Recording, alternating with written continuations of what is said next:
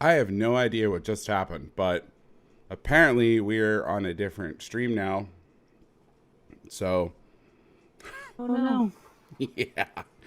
Um, Let me figure this out. I'm going to have to cut the shit out of this.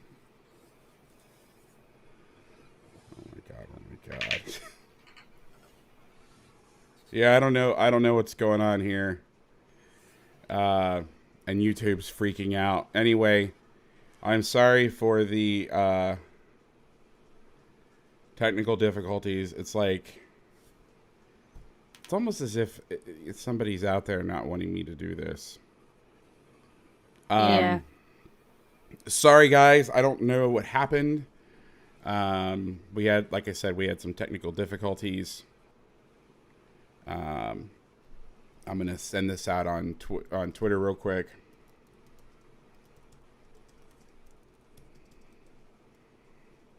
Hopefully this works. So I got that Twitter blue thing or whatever, so now it like waits to send tweets, which I don't want to do. Oh no. Because it's so you can undo them. But when you're trying to send something really quickly, it kind of sucks.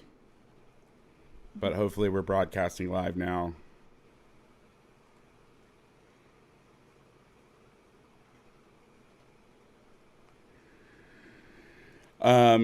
Just want to make sure we got everything going here. I want to make sure before we start talking about the game and everything. I want to make sure that we got everybody here. Everything's working fine. Well, there's no echo because we're still going to have echo issues. I'm just going to have to play DJ better tonight. Which we'll do, I promise. I just want to make sure that everything's good right here before we actually get started because I don't want to I don't want to cause a bunch more problems.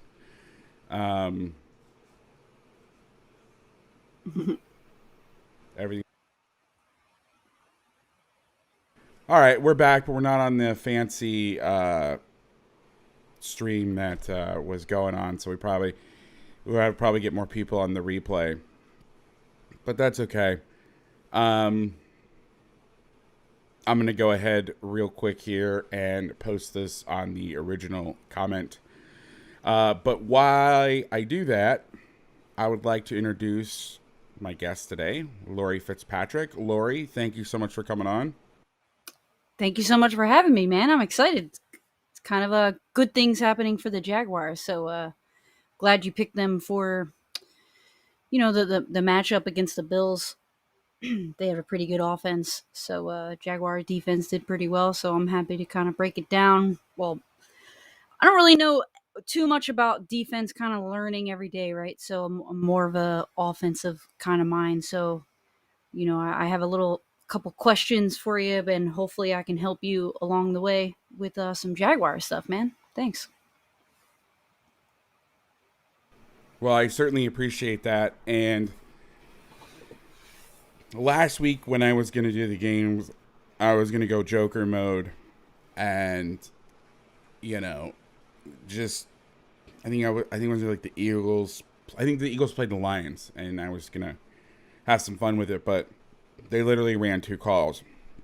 And then Gary Patterson announced his retirement. So, or whatever the hell that was. And so I decided, well, I got to do an ode because there was just nothing that was kind of piquing my interest. And I'm not representing a media outlet. I'm doing this for fun. And so I don't, if it says something that's interesting, like I don't have a deadline. Like if it says something interesting, I'm not going to do it. And so, Yeah. But then this weekend, there were like 12 games. No, that's like obviously an exaggeration, but there was like 4 games that I was like, what the hell am I going to do? And then I was like, all right, I'll do some Broncos because everybody wants to talk about Vic's defense. And I'd seen it, and I was like, all right, we definitely have to do that. And then I started watching. I was like, oh, maybe I'll do Jaguars, like have some fun with it. And then I started watching it, and I was like, oh my God, this is really good stuff. And I also have, in the interest of full disclosure, an old friend on the staff, Tosh Lapoy, who's the defensive line coach, who I love dearly. And so I was like, I got to do this. And then I was talking to you yesterday about maybe doing like the last half hour, and there was just too much good stuff. Funny enough, I pulled more clips for tonight's show than I did for last night. So there's no way I would have been, if I really want to get into it. I mean, I could have threw something together for 5 minutes and got through it, but I wanted to really get into it because they were doing nothing super crazy, but more interesting than what you usually see when you turn on the NFL. So while I get my stuff going, first of all, I got the Latte Larry's hat again from the girlfriend, early Christmas present. Any Kirby Enthusiasm fans out there, if you know anybody and you're looking for Christmas gifts, I think she got it on Etsy or something. So I absolutely love this, and I can't stop wearing this hat. So much so that when I don't want to start anything, but I was finally able to get my COVID vaccination today. So if I start to feel awful during the show, you're going to have to carry us. Yeah, I wasn't able to because I got COVID. I was waiting for some stuff, and then I got COVID, and I had Regeneron. So like, you need to wait.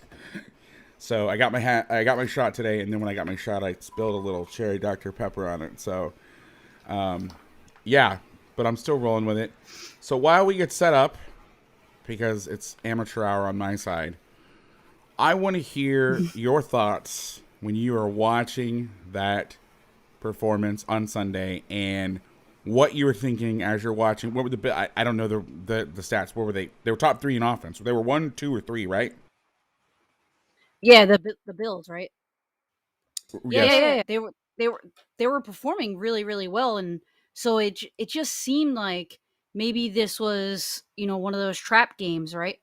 But the Jaguars just did a fantastic job when it came to just bringing pressure. They weren't able to really get home in a lot of other games. Like, they were bringing a lot of pressure. They were making, the QB hurry. But generally, they weren't really getting home. And so they were able to do that by switching up a lot of looks.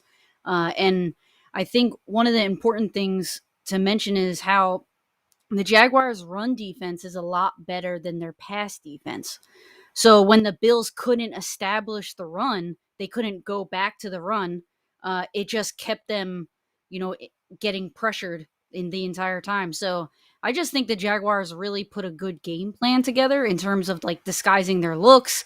They had a lot of blitzes from everywhere. They had, free safety blitzes. They had nickel blitzes. At times they had 5 DBs on the field, like, and no, like, one middle linebacker. And then other times, they had um, Miles Jack and Damian Wilson out there. Then, they just threw out a lot of different stuff. They were kind of going to come out this year with a 3-4 hybrid, but they ran, some 4-3 in this game as well, just to kind of like get more pressure up front. And, it was successful. It was really one of their best defensive games all season. Probably one of the best defensive games that you've seen from the Jaguars, like, in the last 3 years. So, ever since 2017, Jacksonville. So it was just, it was good to kind of see them get a lot of pressure on Josh Allen, and they just really shut them down. It was good performance. Yeah, a lot of Allen on Allen violence. Speaking of coffee, I gotta give a plug. If you're looking for some good gifts this holiday season, CoachFast.com. We have some mugs. Man, I could see mine from here.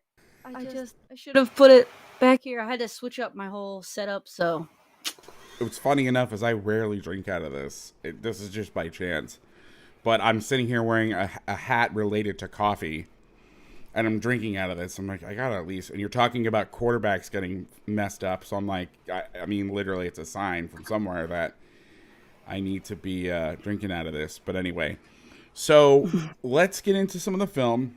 I started off with the exciting stuff for this one. So, and a lot of times, blitzing is cool and all this stuff and a lot of exotic stuff. But, sometimes, like yesterday, where the Broncos really hurt the Cowboys was in their coverage game. And this game was, I felt, there was some great coverage, but the coverage you could tell without even watching the Jaguars or knowing their record. All the coverage stuff was like, get the hell out of there and let him throw it underneath and rally and make a tackle. I mean, I've never seen a Mike linebacker drop so deep in quarters coverage before in my life. In fact, I kept thinking it was Tampa too until because you're just kind of watching one person and I'm just going through real fast. I'm thinking, oh, they're playing Tampa, and I'm looking at the safeties. I'm like, no, it's quarters. But you mentioned something about the Jaguars' run defense, and you'll see some of it. Tosh is a big believer, is a big disciple of Pete Jenkins. And Pete Jenkins has been in all levels of football. But Pete is latch on to blockers, destroy blockers. He's not a get in the gap, get in the gap, get upfield, rush the passer. I mean, he's great at rushing the passer, and you can see all of Pete's techniques. I mean, I watched the line for like 5 snaps, and you could see it all over. So, and they, to your point about them not being able to run the football, it was so bad. There's a snap where Jacksonville is playing Tampa 2. It is 1st and 10. And this is a close game. So, like, the game we watched last night was a blowout. So they're playing catch up from behind. And, the Broncos are dropping real deep and they're checking underneath. But, like, there's concepts where they're, like, making them throw underneath. And it's, like, 1st and 10. It's a tie game in the 4th quarter. It was wild. But there's a snap where they're playing a Tampa 2. And the Bills try to run. I think it was just outside zone. And I think they got 3 yards. And I was just like, no wonder. Because it kept being like, man, I can't believe they didn't run the ball. And when they did have to run the ball, they couldn't do it. And we'll see some of that. Now, so, fingers crossed for technology. Everybody cross your fingers. Let's see if we can get this going.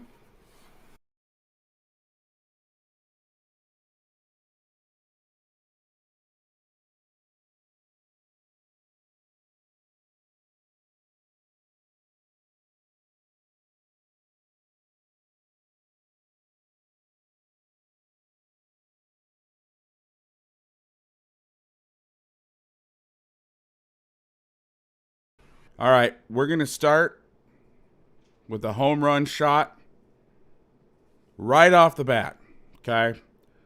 So this is later in the game. Let's take a look at the scoreboard shot. So end of the 3rd quarter, 6-6. 3rd and 12, we got 10 personnel on the field, which is actually pretty rare in pro football.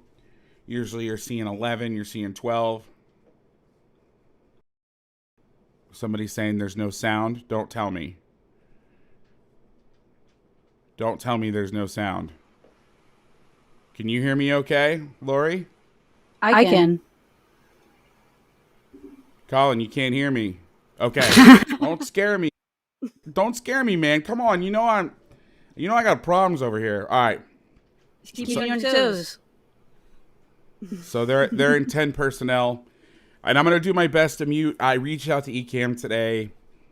They didn't have an answer for me. They give me basically the equivalent of, did you turn it off and turn it back on for audio? Like, yeah, I did that. I know how to do that. So I'm going to have to play DJ today. So please bear with me. So let's go into, and let's start this off right. All right. First snap we're going to watch, and it has a million different names. The Zimmer tree, which I know has populated a lot of stuff in the NFL. It's all right, Colin. It's called Scotch and Whiskey, which is basically, let's go to the end zone cut. What you're doing is you're bringing 4 from a side, but instead of what a lot of people call the NCAA blitz, which is where you're sticking, that's a shit drawing. You're coming here, you're coming down, you're hitting this here, and then somebody coming off the edge. We call this a lion path. So the tackle's going to go here. The backer's going to insert into the A or the inside half of the B. The end is going to come upfield, and he'll take any flares. And then the nickel will come from here.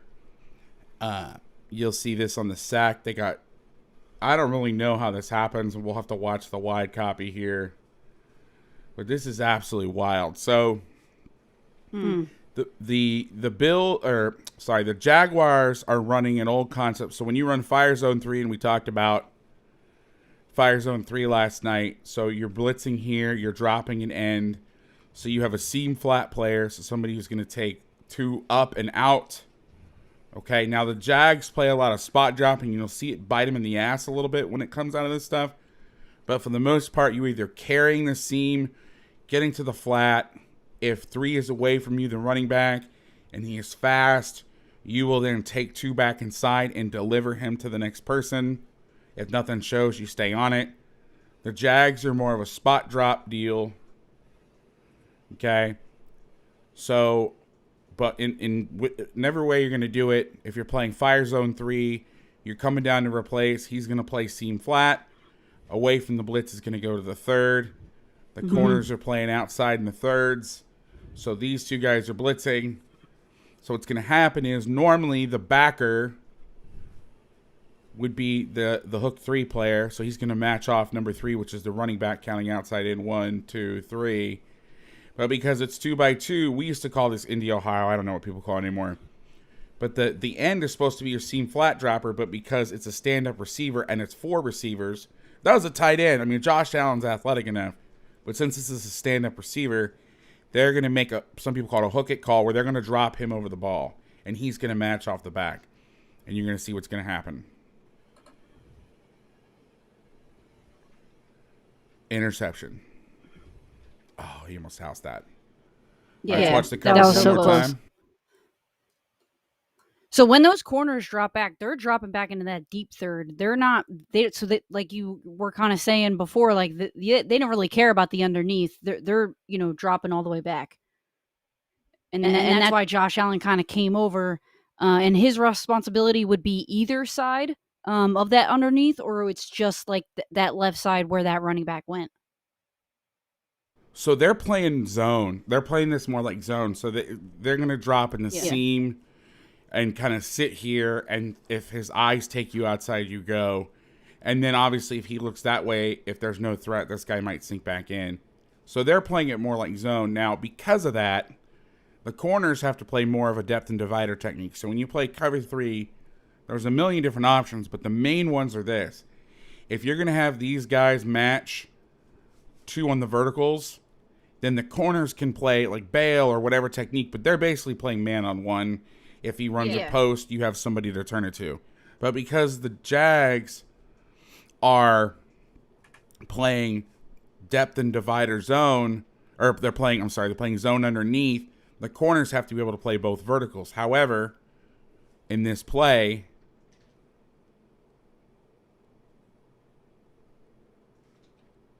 they're playing more outside, especially this side, because two goes out to the flat, so he eliminates himself. Now here, and because of the tempo of the route, the corner's not going to gain real depth. Now, it looks like they're matching here and they're playing zone over here, which is something that can be done. You can also make tags. I doubt they do that, but you can make some tags where you can say, okay, well, let's play it like this. Let's change it up. But Josh is in the middle. He's reading eyes. It's a curl flat. And really what should happen is the pressure gets to Allen. He makes a terrible decision to try to just huck it. Yeah. I think he's trying to throw it to the running back. But let's see here. Yeah, he doesn't see Josh Allen at all. Yeah, he's just trying to make a play. And, there's a lot of things that Josh Allen does really well. The whole gunslinger mentality. And there's a lot of times where that's great. But there's a lot of times when, you got to live with it and you got to die with it, or whatever that phrase is. Live by the gunslinger, die by the gunslinger. This is one of my favorite blitzes, too, because you can't. This is true 4 from a side, so let's get the end zone, especially with the 3 technique here. It's a problem.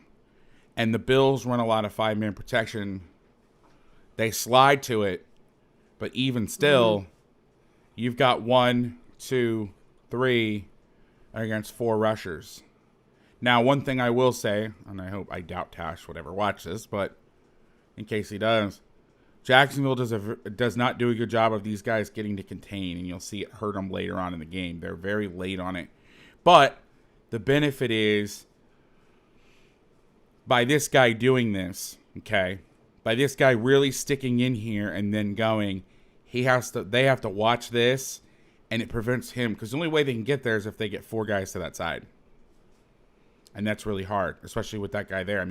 What's he supposed to do? And that's why when you see Bama run stuff like this, they won't do it when they'll do it more when they're coming off the edge with both guys, but they'll run a twist in here in case the offense tries to get 4 to that side, they can make it right. Anyway, I don't want to spend too much time on this, but I just wanted to give you, this is a big play in the game, so I wanted to kind of talk about that. But I really, really love this call. I don't like how they do it here, and I get what they're trying to do, because normally we would have this guy blitz the inside face of the guard, so he would go here and here, and then this guy would come outside shoulder to the guard, but they're kind of almost Xing it, so he's going to come up, and then the nickel's going to come underneath, which you'll see some teams do, but you better have a physical nickel, because really what I like to do is get this guy here and sneak the nickel across the face of the tackle, so he's not having to take on any big guys. But they eat it up, and there you go. All right, so you're going to see this blitz a lot. You're going to see different people coming, but it's the same concept. So we're talking about fire zone. We watched this last night. If you're here for the Broncos Cowboys, they call it punch. I'm not as familiar with the Jaguars defense, but basically very simple. You're bringing the nickel off the edge, and you're slanting the line. So you're running a fire zone 3 deep, 3 under, but you're not dropping the end out. So now you have guys, you're not having to worry about dropout guys and get guys in conflict. Now what ends up happening is a lot of the time, it looks like versus formations when they're wide by game plan, because they're so wide, if you creep the nickel in, that's giving it away very easily, and then these guys can shout it out, where if the deep safety goes, you can bring him off the edge and accomplish the same thing. I know Wisconsin does this a lot, because this guy, who's the deep safety, is a bigger, stronger, more physical guy. The nickel's more of a corner, so they blitz their bigger guy, who's a better pass rusher. But you're going to see this versus the run. You're going to see it versus the pass. Wingern is a little more physical than that nickel who's rushing, and I'm not sure who that even is right there. It might be Rudy Ford. He's actually he's a safety, and he played a nickel corner in this game. And he did a fantastic job. He's really long. He was able to kind of get his hands in there. I think he had like a batted pass at one time too. But so they actually bait it with him, and then they bring the deep safety, which is an interesting look. I don't know if they saw something on film that would cause some sort of issue, or if they had some... Well, maybe it was kind of like you said, like if the nickel was to creep up, they would, call it out, and then instead they kind of did a disguise and switched them. Yeah, but you're letting him know you're bringing pressure. So there must have been something where if you show pressure, he may... So my thought is they're going to check to a runaway. Maybe they saw something on film where they'll check to something else. They'll slide this way, and maybe he can get through. Or it's just very... We talked about this last night. It's kind of like faking the ball to the running back and then throwing a screen to him. Like, you get your eyes where they're going to come from. It just usually... Like, I've talked to hundreds of defensive coordinators, and I've never heard anybody say, okay, you want to fake the blitz to one side and then bring it from that side, like with somebody else. Like, usually it's you show one side, come from the other. I don't know. It's wild. Maybe the Bills have a tendency where if they see pressure, they assume, or maybe the Jags, and this would take a lot of film, study, but maybe the Jags have been showing this side and then bringing it from the other. And so they basically just said, hey, if they show from this side, let's actually try to outsmart them and go this way. And then we still bring it. I don't know. It's just interesting. So I did notice that during a lot of these snaps, they weren't really huddling, and Josh Allen would go into pro set, and then about 3 seconds later, he would go into he would back up and kind of go into shotgun just to see what that what the defense came out in, and then he was changing it up. So he was audibling a lot at this game, and taking the clock all the way down until his last second, just kind of seeing what the defense was giving him. Interesting. Yeah, with some of the film, if you're not watching the live broadcast, you don't get to see a lot of that stuff because of when the film gets, stopped and started and all that stuff. Now here's a snap against Wham. So first of all, let's actually watch the end zone first. You'll see the 3 technique does a really good job here of feeling that he's going to get whammed. And the old Rex Ryan phrase, you wham the whammer. Here you go.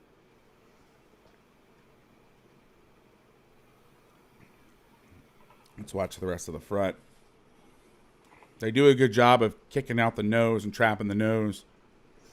But really, what honestly just happens is the 3 technique 90 here just does a good job of seeing it and swiping across, making the back stop and go there. I'm going to watch the wide copy here real quick to see if there's anything coverage-wise or anything we need to look at. No, just pretty straight up wham play.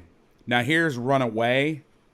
This is where a lot of these pressures are good, and this is why a lot of these nickel pressures are really good, because depending on the run scheme that you're getting, it's good to, like, I liked, and I'll tell you this, this is an old Gary Patterson thing, but back when they played Texas before they were in the Big 12, when Texas had, oh God, what was his name was the offensive coordinator? I don't remember.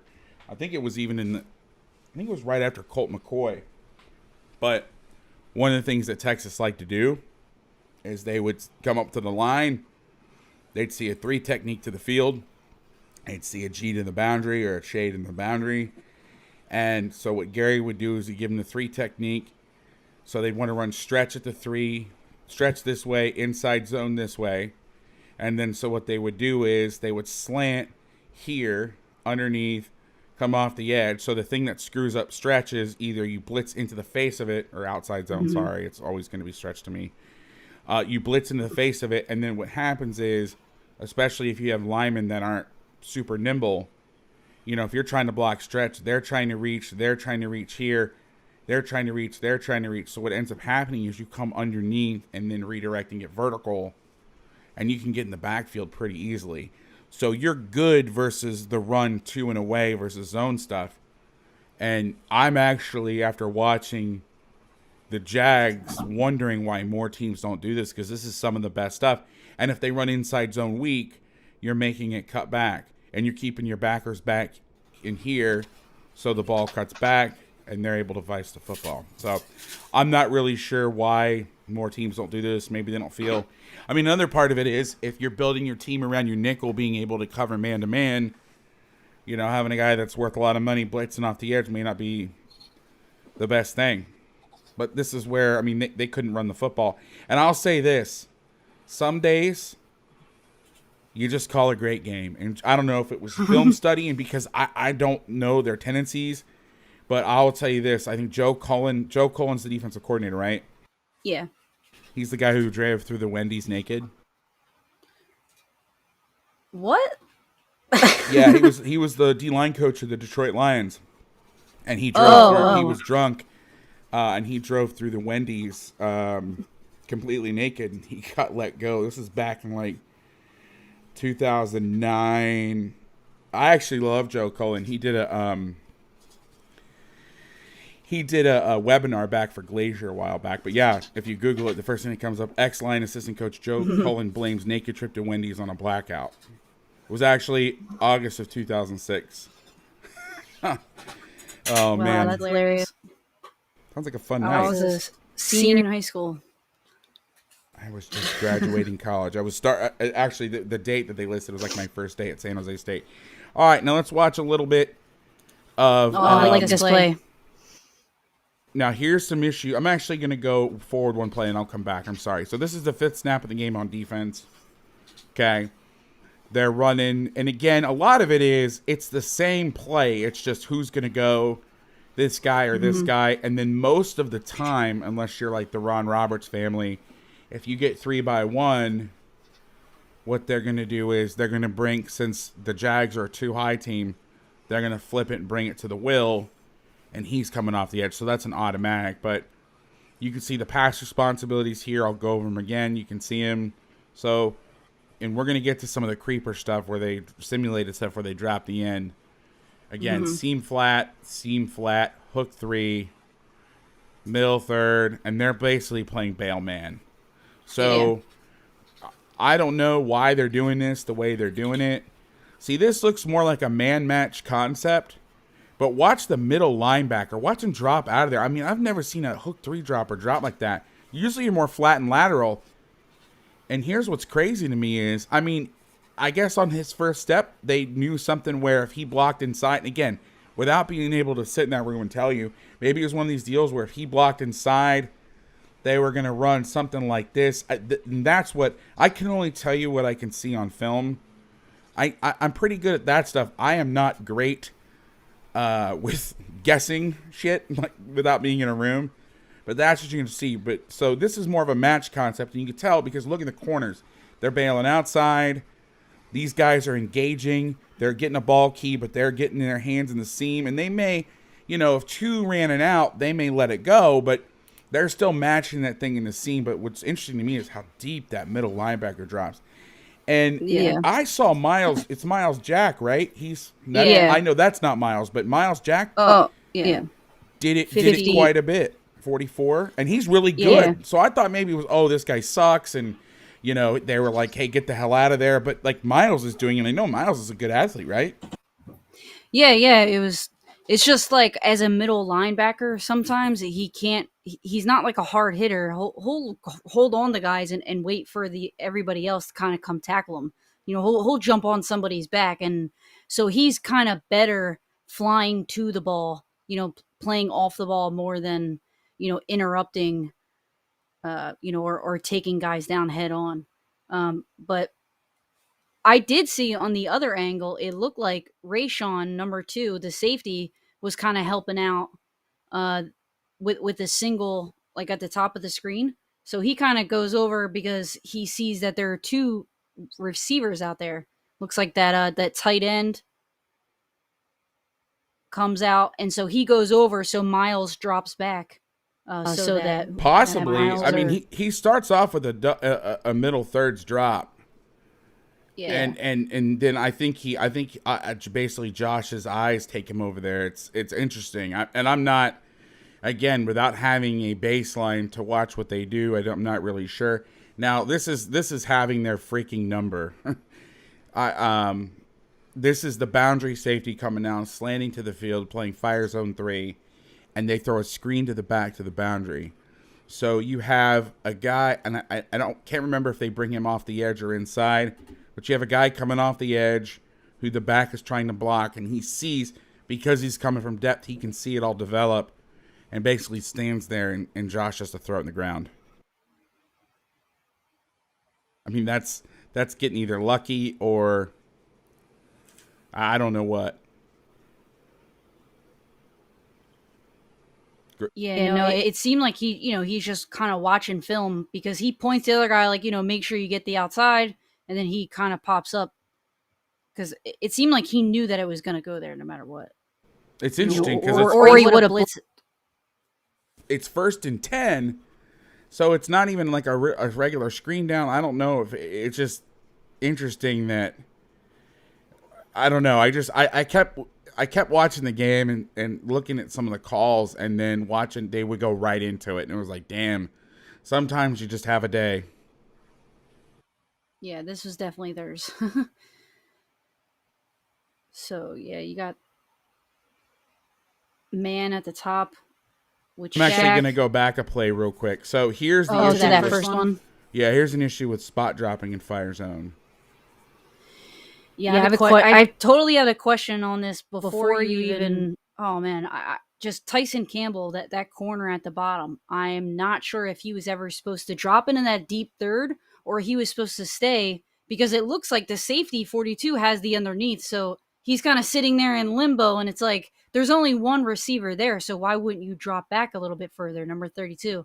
But instead, he kind of stays there. He's not really sure if it's going to be an out or if he's going to kind of stay in that spot. So I'm not really sure here, and I actually screwed up and I classified this wrong. So I had this as a fire zone. So I was right. Let me take a step back. So when they're running fire zones, they're playing match, carry, deliver. Because the only time I've seen true spot dropping fire zone was literally in the mid-2000s when it was kind of hitting the college level. and nobody was really running match 3 and were just only running fire zones as a changeup. They weren't running the cover 3 components. Like, we did that. Like, we didn't play straight 3. We just played fire zone. And, like, there's an old-ass Air Force playbook, like 335 PowerPoint laying around, I think from, like, 2005, 2006, sometime in there. And that's really the only way, the only time I've seen, like, in the last 15 years, since I've been getting involved in football, where you saw that. So I actually misclassified this. So I'm going to come back to this play because that's actually a creeper. But I want to go through what that means first before I get into it, because I don't want to just start off with the issues of it without, like, explaining it first. So my apologies there. The problem is they look so similar sometimes and you can catch a mistake. Now, here's the issues with fire zones, and you're going to see why. We're going to segue into the creeper, simulated, whatever you want to call it. The issues with fire zones are out. And the reason is because you only have 3 guys underneath. One of these cats is going. I believe this guy is going to go. One. These guys underneath have to play inside out, because if they play outside with only 3 guys under, they flare the back. He's out. He has to match it. If this guy right here is outside, there is a giant hole. We talked about that last night. So you have to play inside out. And just your natural positioning. So this is the issue. You've got 2x2 into the boundary. You're bringing the strong safety. They're running the RPO. And literally this backer's completely screwed, because let's watch the end zone. Now they're slanting. They should be slanting. So right now he has the A gap. He has that gap, but has to take him out to the flat. That is the definition of conflict. And when you're building an offense, what do? You're trying to create conflict. Watch this. I mean, he's literally screwed. What do? Now he gets the back going away from him. But just that hesitation to be like, oh shit, I got it. Because also tight end. Well, and I don't know if they run this play or not, but if they run stretch midline right here and they hand this off here and he goes and he keeps this down the pipe. I mean, Jesus, Allen may hit his head on the goalpost. I know they run some RPO stuff, but just his alignment. And now they hit it out there and he's keying him. You could see him. And really, he could have done both. He could have handed it. Now, if he would have handed it, the nickel off the edge probably makes the tackle. And Josh, obviously, you can't key both places, but he sees him sit, dump off, easy yards. But that's the issues with fire zone. And that is, and don't get me wrong, not everything has its strength and its weakness. When I'm talking about this stuff and some of these concepts, everything has a plus, everything has a minus. There are plenty of issues with the creepers, which I actually love. But here's why they do this. So now we talked about fire zone rules. Let's talk about what a simulated pressure is. So a simulated pressure is you're bringing one guy. I have a different definition. Everybody has their own. For me, a creeper is you're bringing a guy from a second or third level and you're dropping off a first level guy into coverage and you're only rushing 4. A simulated pressure is that you are showing you're bringing a lot of people, but you're only bringing 4. That's not just the lineman. So it's, again, a second or third level guy is coming. A guy on the line is dropping, whatever. But you're showing it. Because to me, simulated pressure means you're simulating you're bringing pressure and you're only rushing 4. So that's how I look at it. Now, you talk to the guys at Georgia, they're like, creeper, what the hell is that? They don't, that's not, that they don't buy into that. But that's my definition. So I wanted to go over that. But now, what the Jags are going to do is they're going to drop Allen into coverage. And what this is able to do, and we talked about this last night, is it lets you play wider here, and you can take away some of those problematic plays. Now, where I got confused, the downside of what the Jags do, and this is just a matter of time. We talked about this again last night. The Broncos, they run match 3 because they run a shitload of it. The Jags do not. This is a change-up call for them. They're a Tampa 2 quarter, half team, and they mix up some 8-man front stuff and bring guys. And because of that, because of the NFLPA time restrictions and all that crap, they can't spend a lot of time on it. So they're just going to play spot drop. So there's pluses and minuses to it. Again, you're trying to surprise people. So Go ahead. To keep everybody on the same page. So the fire zone is, when you bring the 5 and you have the 3 left out, the creeper is when the second or third guy, in the deeper part of the field, they come up. Then the simulated pressure obviously is when you're only bringing those 4 guys. The thing about the Jaguars, though, they were switching up like 3-4 all the time. So it seemed like Josh Allen, they were running 3-4 here, and Josh Allen, that number 41 on the edge, was kind of dropping back. And then Rudy Ford at the top of your screen. Oh, they actually brought him, so that is 4. Oh, okay, yeah. So that was the blitz from the other side, and he was kind of dropping back. Dang, yeah, they really switch it up. Yeah, and they mitigate some of the issues. And in fact, the next thing we're going to show is we're going to show nickel pressure with cover 2. So I'm going to show you some good, then I'm going to show you some bad, and then I'm going to show you how to mitigate some of these issues. So I had a couple questions in the chat. Jordan, so a coffee house would be a simulated pressure. Coffee house blitz is when you show like you're coming up on the line, you drop out, and then you go. The answer to that is only if you're only bringing 4. And again, every coach has their own definition. Some people lump them all together. Some people don't run simulated pressures. They only ran, like for the longest time, we only ran this stuff and we would drop out. We played cover 2 behind it. That was our number 1 or number 2, really our number 2 call overall. But you're still only bringing 4. Now, there was a thought that for the most part, I'm going to say this, for the most part, depending on who you watch, it just so happens that the creepers where you're not showing pressure and you're bringing pressure and you're only rushing 4 is zone, and you're showing pressure and only bringing 4 is man. But that's not always the case. If you watch Dave Aranda, he only runs zone creepers, but a lot of his simulated pressures, and you'll see some of them later on in this episode, you'll see where that bears out. Let's watch the end zone. See, this is the thing, though, that one of the Jags need to get better at here. And they get the sack, so they win. But if you're bringing pressure, you need to balance your rush. You need to have 2 guys over here. You need to have 2 guys over here. Unless they're just giving up the edge because Josh can't throw to his left. But I don't know if that's the case because sometimes they get out there, sometimes they don't. The nose actually slants towards the blitz, and that causes problems. You have 3 guys to this side, 1 guy to this side, and nobody outside the A-gap. It's just wild. Now, they don't block the pressure, even though they fan out to it. So this is like it's so bad it's good. I mean, the nickel's trying to block. 75 trying to block Rudy on air. Yeah, but that's Ted. I mean, I said that to him where it was, so in the chat, Jordan's saying, but the article I did with Ted, but that did, I said that Sims were man and creepers were zone. It bears out that way sometimes, but not all the time. Like if you watch Georgia, most of their creepers are when they're not showing inner zone, but when they're simming, it's man. But that doesn't make them what they are. But then again, if you go to Georgia, they're gonna laugh at you if you call it a creeper. So it's all semantics, and to be honest with you, it really doesn't matter. All right, so here is the bet. So here is the issue. So we showed you spot dropping. We showed you a sack. Okay, here's the issue with spot dropping. This is the play we've talked about before. Okay, you have all sorts of issues here. So Rudy's going again.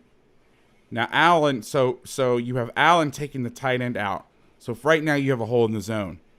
You have 3 underneath droppers. You have 1 guy sitting short. So now you've opened a hole up. You have corners that are supposed to be playing in thirds. I think this is a bust. Yeah. I think this is honestly a bust. Yeah, that's what I was thinking. So the corner at the top of the screen and the corner at the bottom, they both stay like they don't drop into the deep third. And so you just have one safety at the top of your screen, and then you have 2 guys running 2 seams. And it's just like that guy at the top of the screen was wide open. I mean somehow he gets Diggs here,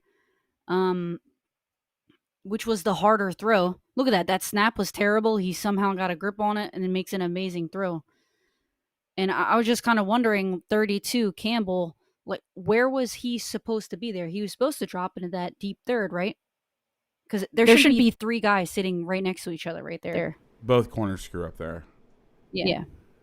And they should push this out. So if you're playing even in zone, Christian, good luck, brother. Thanks for coming by. So, I guess they're pushing out, they're playing zone, but this is what I don't understand about the NFL. Even if he stays on the shoulder, this is the shit that drives me insane. And he screws up. He should be there. But there's just guys wide ass open, just sitting there. Look at this. Right there. Look at the space. Even if the corner is here, look at all the space in here. I don't get it, man. Those two linebackers in the middle of the field are right next to each other. Yeah. And even when you go a little bit further, right there, you could see they're covering the same zone. I don't get it. Yeah, it's it has its place, but here's the thing I don't understand about this. All of their stuff is spot drop. So if you can have a change up, there's like some stuff you have to spot drop, like Tampa 2, you have to spot drop because the way it's designed. But your change up is also spot drop, and that's what I don't understand. But and that's what we talked about last night in the difference in the coaching trees. You watch the Bears last night, or the Bears. I'm sorry, the Broncos. I learned this stuff when he was at the Bears. They run the same exact pressure, and they're matching stuff underneath to help with some of that stuff. Now, this is not an issue exclusive to, fire zones or whatever. But anytime you're coming and you're dropping down on somebody blitzing, this is tough. So right now, you've got the same call. You've got the creeper with this guy dropping. They're switching the blitz to the will because he's walked out of the box and he's dropping down. And it should be 3-on-3, but the problem is you've got a guy bailing. You have a guy sitting back, especially if you're spot dropping. Right there, you're 2-on-2, and the guy having to make the play. Because when you're playing defense, you're designing, you're trying to funnel the ball somewhere. So this is the guy that's got to make the play, dropping off the roof. And this is the universal sign. Now, the DB makes a fantastic play to jam the shit out of the receiver, but he still gets outside. But that is where some of that stuff is. Yeah, he tried to funnel him in, but it didn't end up working. See, like he goes to the outside, so he'll go back in, but it's Diggs, so. Well, and I'm going to say something right now that I think is one of the biggest load of horse shit I hear in defensive football, which is, oh, that guy's really fast. We need to give him a good cushion. Go ask any defensive player. Now, I'm getting hot now. Go ask any defensive player, what the fuck is the hardest thing to do in football? And they will tell you it is an open field tackle. Okay? It is an open field tackle. I'm going to go on camera here. I'm drinking out of my coffee. We really need to do this. I'm getting my soapbox out. So if you're not a great athlete or you're good, but the other guy's way better, getting space between them is a shitty idea. Even people tell me on the corners, in high school, you got to have corners that can play. If you're going to play press, you got to have amazing athletes. You got to have amazing athletes. Really, I need to have amazing athletes. Let me ask you something. If I got somebody that I got to cover that is super fucking fast, do I want to be on his ass and turned and running with him? Or do I want to be starting 9 yards off, walking backwards, and then have to turn at a 180-degree angle and run with him? It's bullshit. And this whole, and here's the other thing that people don't think about, and it drives me fucking crazy. Sorry, I'm getting pissed. When you play with horizontal or vertical space, okay, it opens up horizontal space. So forget this play. I don't want to jump too far ahead, but you have a Tampa 2 dropper, and they throw a check down. You have this distance between them, and they also can go anywhere they want out here. And it's the biggest load of horse shit in defensive football that if you suck, then you need to get way the fuck back. Because what's going to happen is if it's 3rd and 31, that's a different story. Because everybody is on a flat line. Like we used to play Tampa, we used to call it Tampa 6. You'd line up 1 yard in front of the sticks, up to 10 yards. If it was 3rd and 15 plus, you stunt, you twist, you make the quarterback check it down, and you have a flat line. You have 5 people working together, all in one line. and to make that play, and you're vicing the football. But if you're one-on-one, I mean, I'd rather be, if I had to chase Diggs, I'm never going to catch him. I can barely walk these days. But I have a better shot starting here to get his ass out here than come from here where now he can go wherever. Because if I'm on his hip and I stay inside out, he can go only one way. And guess what? You can't see it. Coach Burns always used to say that. The sideline. Sammy's sideline over here. He ain't ever missed a tackle. Never in the history of football has the sideline missed a tackle. That's the 12th man, you know?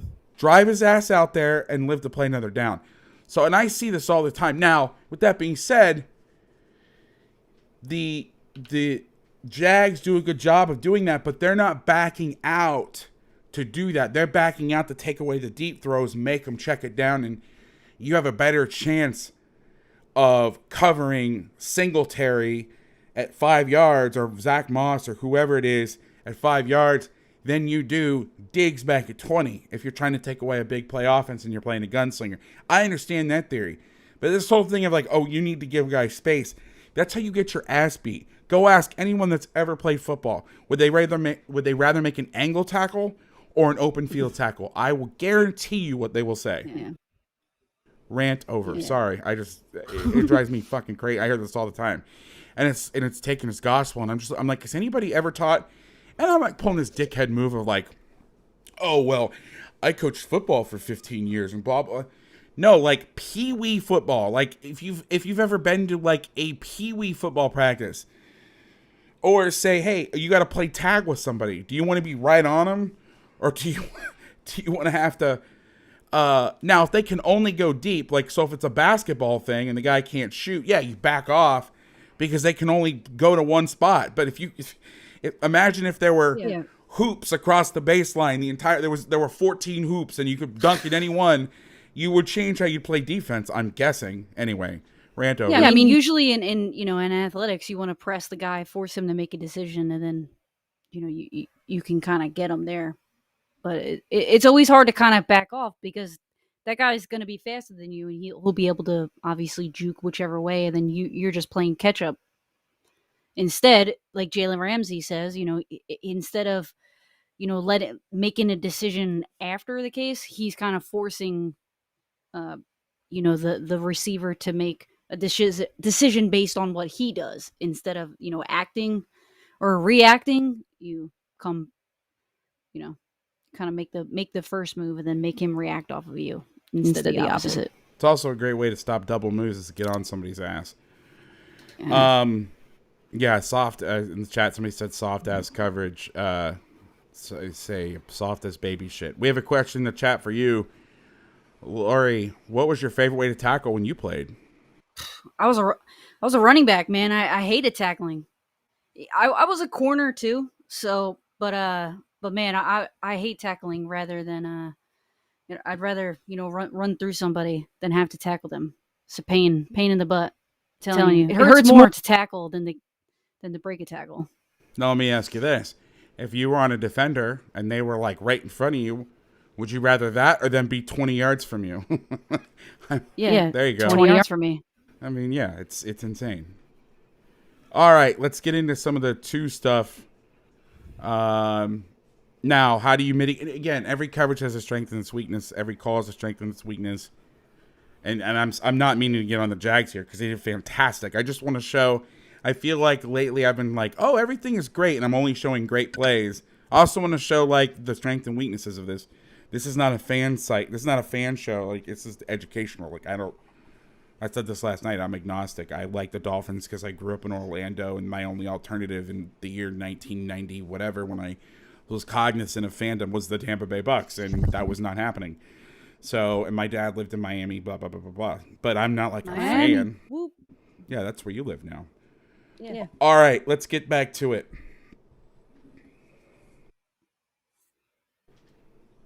I got my fancy soundboard. I was playing this last night, so at the beginning of my podcast, I do the let's get into it, man. It's a good intro. That's so fantastic. That's from the Marshawn Lynch, Darren Sharper, hold my dick. Anyway, all right, so how do you mitigate these issues? You play cover two. So you run the same pressure, you just change up the coverage.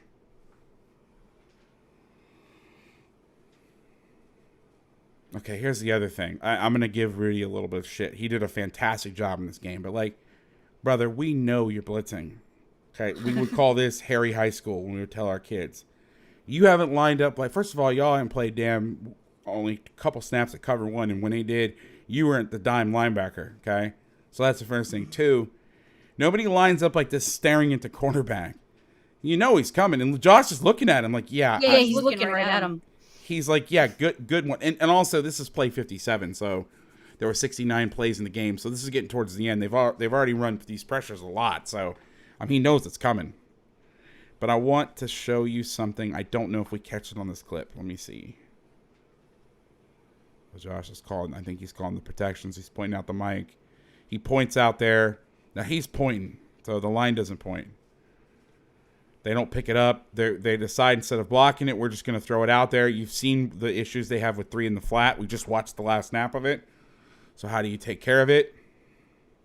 You trap, or they're not trapping the corner, but you play a cloud corner. And that, my friends, oh my God, look what happens when 2 people are close to each other. Wow, wow.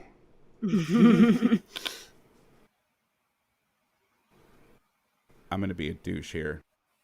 Look what happens when 2 people are Look what happens when 2 people are close to each other.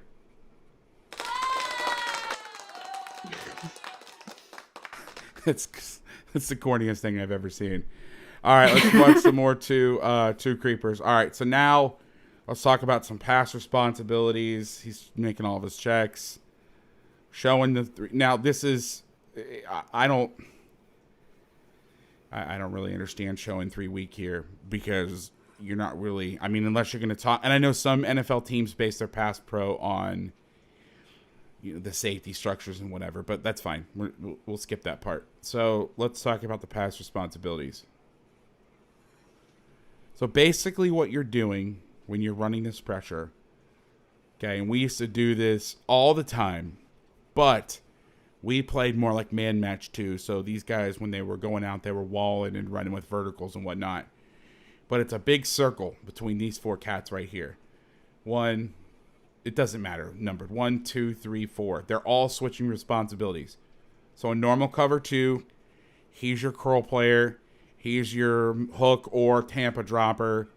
He's your curl player to this side, and he's going, right? So now everything that's happening is everybody is pushing one job over. I'm going to do his job. This guy is going to do this job. This guy is going to do that guy's job. So it's like a Ferris wheel, or that's a terrible analogy, or whatever. You get what I mean. Yeah. They're rotating. Yeah, there you go. That's a better word, rotating.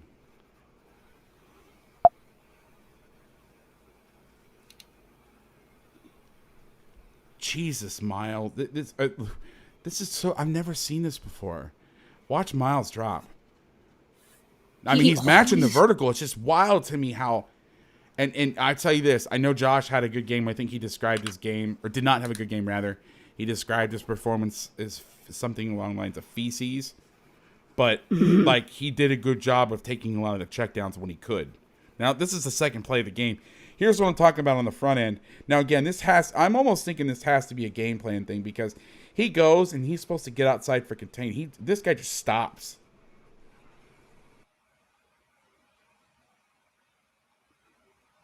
Now, Tosh may have taught them, hey, contain through your gap. Because when you're talking about pass rush, you don't care about gaps. Gaps are for run. Amy points on quarterbacks. It's for pass. So if you can contain through this B gap, we used to do this. We had a really big guy who was really quick. And we would line him up as a 3 technique in the gap. And we would see stretch backfield. So the back was flat and you knew we were going to get that. And we would blow him up through there and he could contain through the B gap. But what they're not doing, and I don't understand, is they're not balancing the rush. Again, it's you got 3 to one side. They got to balance out their rush. Now, maybe, again, I'm not in those meeting rooms.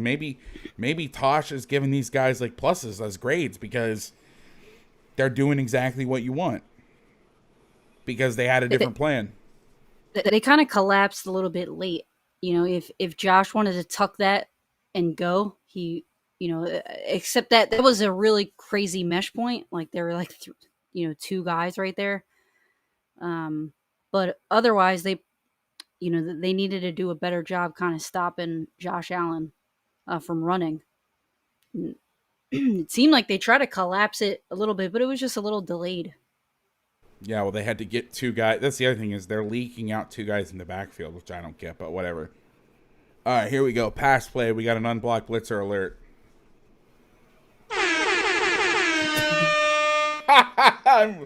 I need. They need to delete this off of here, or else I'm just gonna. Nobody's gonna want to listen anymore because I'm gonna keep doing corny shit. All right. I always wanted to be a morning zoo DJ, so I'm getting my chance. That's so funny. Right. You need to record the funny things that people say and then drop those in there. Yeah, I'm thinking about I've got some stuff from the pod, so we've got. Hey now. But I'm gonna add some stuff in there. All right, so we have an unblocked defender coming off the edge, smashes. Now I put this in. We're still earlier in the game. Everybody knows this. I'm not telling you anything you don't know. These hits add up. And what you're going to see right here is, and this is actually a cleaner look at a 3-by-1 because they're switching the blitz. You don't have to have this guy drive out here and all this. He can sit straight back. The corner's in the flat. This guy is going, so he just has to cheat over a little bit. But everything else holds pretty well in the disguise.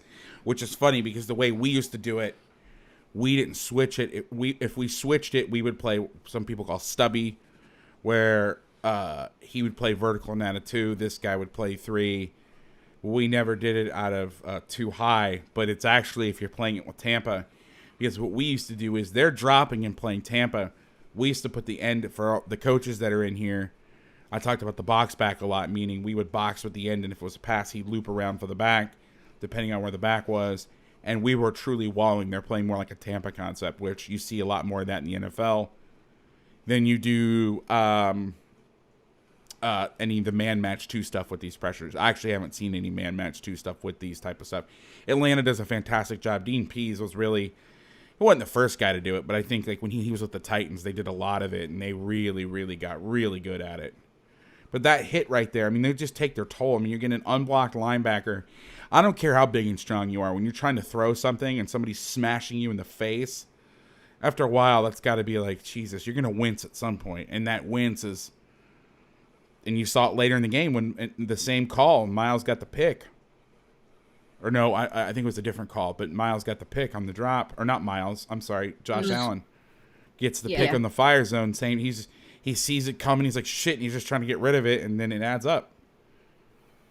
All right, next play, same thing. Here's a bust. So here's the play gone. We've gone good, bad. So a lot of times, and I got this from Nick Saban, when he reviews film with his guys, they have the good, bad, and the ugly. And I'm not one to I hate offense. Everybody knows that. It's part of my brand, even though I secretly love them and spend more time watching them than I do defense most of the time. But I don't I'm not the mafia. That's bad, but I'm I don't know. I don't like talking shit about defenses. I'm obviously not going to pretend like everything's fantastic, but I'm not. People are like, why don't you do the Chiefs defense and tell us why it's all fucked up? I'm like, because I got friends on the staff at the Chiefs, and I think that's kind of not clickbaity, but I don't want to be negative. I want it to be educational. So if I'm going to show somebody doing something wrong, I want to show a lot of them doing something right. But here's the problem. We used to get this with young linebackers all the time when we ran this. And this is not a natural thing. We call this a sling technique. I don't know what Cullen calls it. But these guys are tied on a string. And so what ends up happening is when he starts to go and he starts to creep, he should be widening out. Yep. And if you do this a lot, so put this somewhere, write this down. Since they did a lot of this now, I know you're not super paying attention. I know you look at the defense and stuff and you know your shit, but do you remember seeing this concept in the past, or is this something they did a lot more this week? Go ahead, play it. What? It's the same thing. I'm sorry. It's the nickel with Tampa behind it. Yeah, no, they do this all the time. Where the guys kind of drop back, but does that blitzer, does he go in? Okay, yeah, he goes in. But So you see how close together those linebackers are? Like, wouldn't they need to be he farther doesn't sling out. apart? No, Or no, number no. 54 should have come out a little bit more? Yeah, we called it sling. He needs to get out of the box. The only reason I'm asking this is because you can't really disguise a blitz on the snap. You have to when he starts to go. And because when we ran it and we were different, they would spill the run. So you really had to get down in there. You couldn't hit it from depth. And so you had to get this guy out. And so it was one of those blitzes you couldn't hide.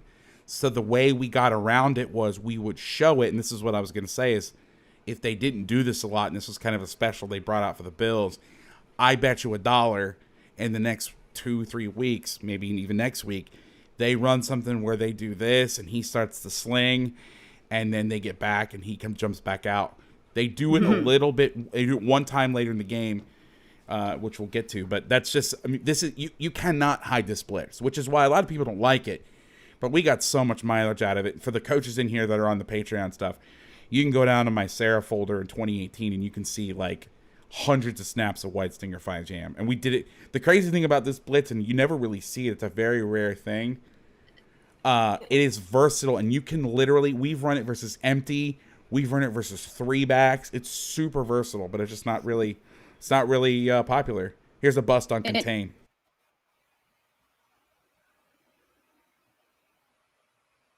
What are we going to say, Lori?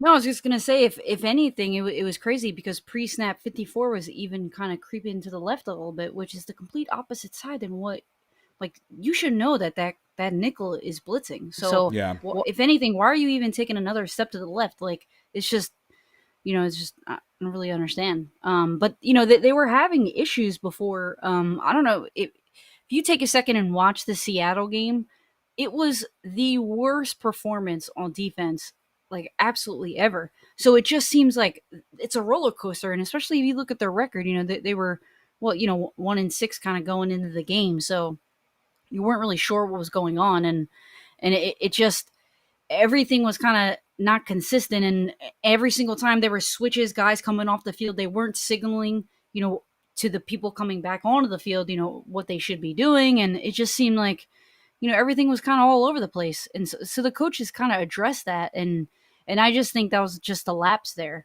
by the linebacker, how he should have kind of creeped back over to the outside, and he never did. Yeah, and also I'll give the linebacker this. That's not a natural thing. Like everybody and their brother runs guys coming off the edge and then replacing like the cover 3 stuff. Like that is a normal. That what I'm showing you right now is very, very. I got super excited. This is actually I saw this is one of the first snaps. The first snap of this call was the second play on defense, and that was my ears perked up, and I was like, oh my god, they're running it differently, but you don't see nickel blitz with 2 behind it very often. So I got all fired up. So I'll give him that. Like that's not a natural thing. And linebackers, when you first teach it, they don't like it because they're not used to being out there moving out the snap. Their first step is usually forward, or they're kind of reading the backfield. In this case, his first step was backwards, like, what a safety would normally do. So it's kind of like in reverse. Well, that, and they spend most of their time in the box. When they're not in the box, their ass is firmly planted out of the box. You don't move out. Everybody, you show outside, come inside. You show outside, you come inside, or you stand out. Usually, very rarely do you show inside and go outside. So I think that's every young linebacker that we taught this shit to was always like, you want me to do what? Because it's very, very, very rare. Okay, here's my problem with balancing the rush, and you'll see this right here. And this is what they were betting on, and they made a bet. I mean, listen, something's only bad if it doesn't work. There is no idea. Chris Brown always talks about this, smart football, that there's no, he calls it the platonic idea of football. There's no right way to do something. So if I'm watching a defense and I don't know shit, and you tell me you're going to run a simulated pressure, and you're going to get 4 guys, you're going to get, because usually what do you want to do in pass rush? You want to get 2 to the left, you want to get 2, and you want to get 2. They get 4 guys to one side, and he doesn't make them pay. I mean, look at this left tackle, doesn't know what to do. Plus, here's the stupid part is, if you don't slant like this and balance this out, they can pick up the blitz, which they do. And watch Allen here. I mean, if he runs, he gets 50. I know it's 1st and 20. If he runs here, he's out the gate. But he holds it, throws it, and then that's what you get. It's empty as well. So I would have killed this blitz because, well, they balanced it out. So they're fine. It's fine. We had to kill sometimes an empty because this is the problem. Well, see, and this is what inexperience does. A hook drop is hard, and if you don't get a lot of reps at this, he shouldn't be expanding like this. He opens up the curl, and this is where Josh... Now, the problem is they were running a double move post. So Josh is sitting there right now, and it's going, shit, I wish I had curl flat on. Which, look, that they're showing curl flat. He stems inside. They ran this exact route earlier. I think it's on the pick. First play we showed. But they run a double move. I call it the old post-corner, or the corner, post. The old one-on-one route. The route you get in one-on-one period during a practice, and the DBs start talking shit. But anyway, I'm going to move on because I'm starting to get a little bit behind. Here's run away. We talk about blitz in the nickel. Same thing. You're moving with the run. You get outside zone into the boundary. You're moving with it. We talked about this earlier. You're trying to slant. You're moving with the play. You're getting a guy off the edge, so it's great for boot. If he boots back around, he's got a guy in his face. 90. Now, here's one thing I think Tosh is teaching is since they're playing a shade, they're not slanting into the B gap. We would have our guys slant into the B gap, and the backer would put the A. They're getting into the guard. So if the guard climbs, they can go make the play and play 2 gaps from back behind the line of scrimmage. Because you can see how fast Miles hits this. Coming down, he takes on that guard and boxes it inside. Great job. Mm-hmm. Okay.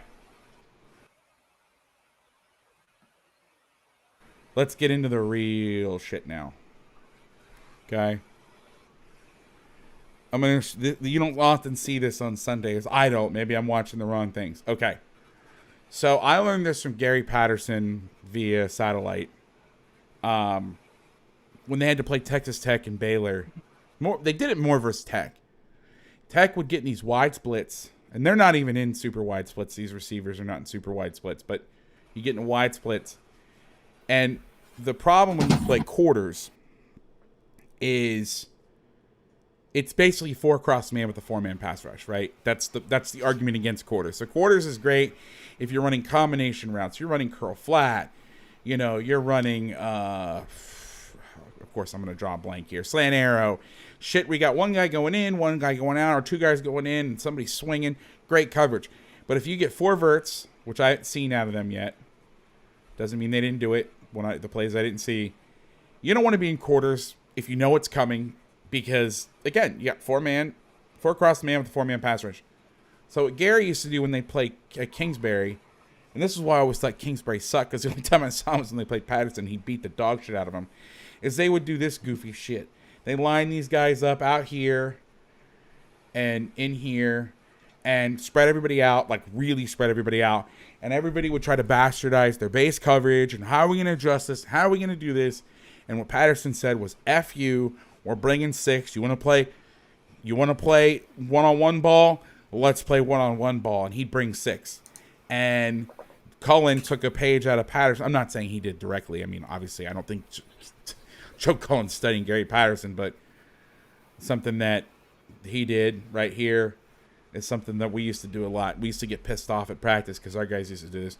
And they just run what I call pinch double smoke. If you're a fan of the Bama Blitz, it's called Eagle Blitz. You're pinching the 4 guys here. You're bringing a guy off each edge. This guy has the running back. If he blocks, he adds on so it can be 7 people. And here's the other advantage. We talk about closing space. Now, I would have loved to have seen him press this, but that's okay.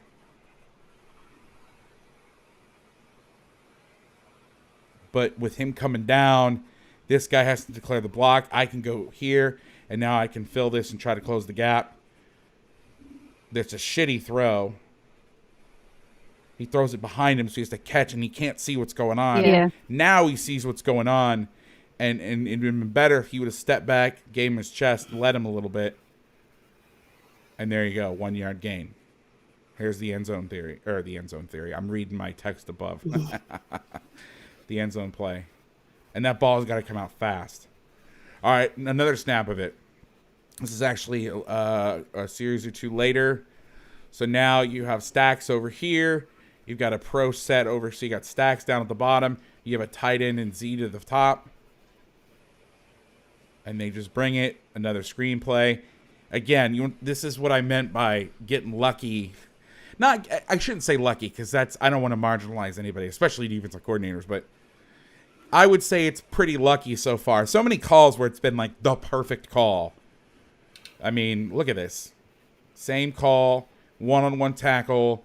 I love him outstretching. It's 1st and 10, my guy. What the hell are you doing?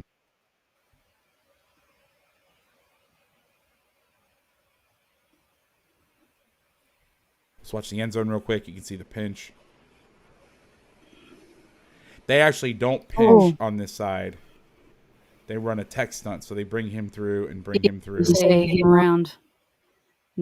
They both kind of get through that A gap.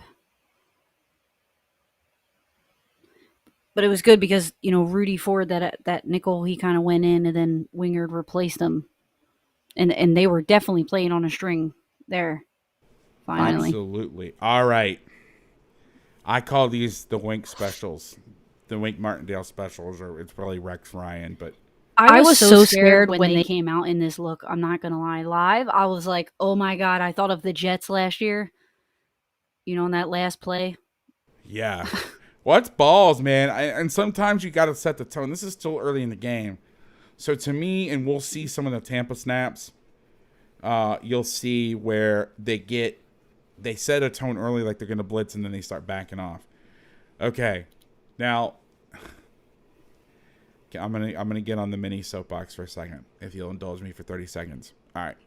So every time I see a play like this, I see some crybaby quarterback on Twitter saying, well, if they would have redirected the protection and they would have done this, they would have picked it up. Let me tell you something. There ain't no protection for what's about to happen.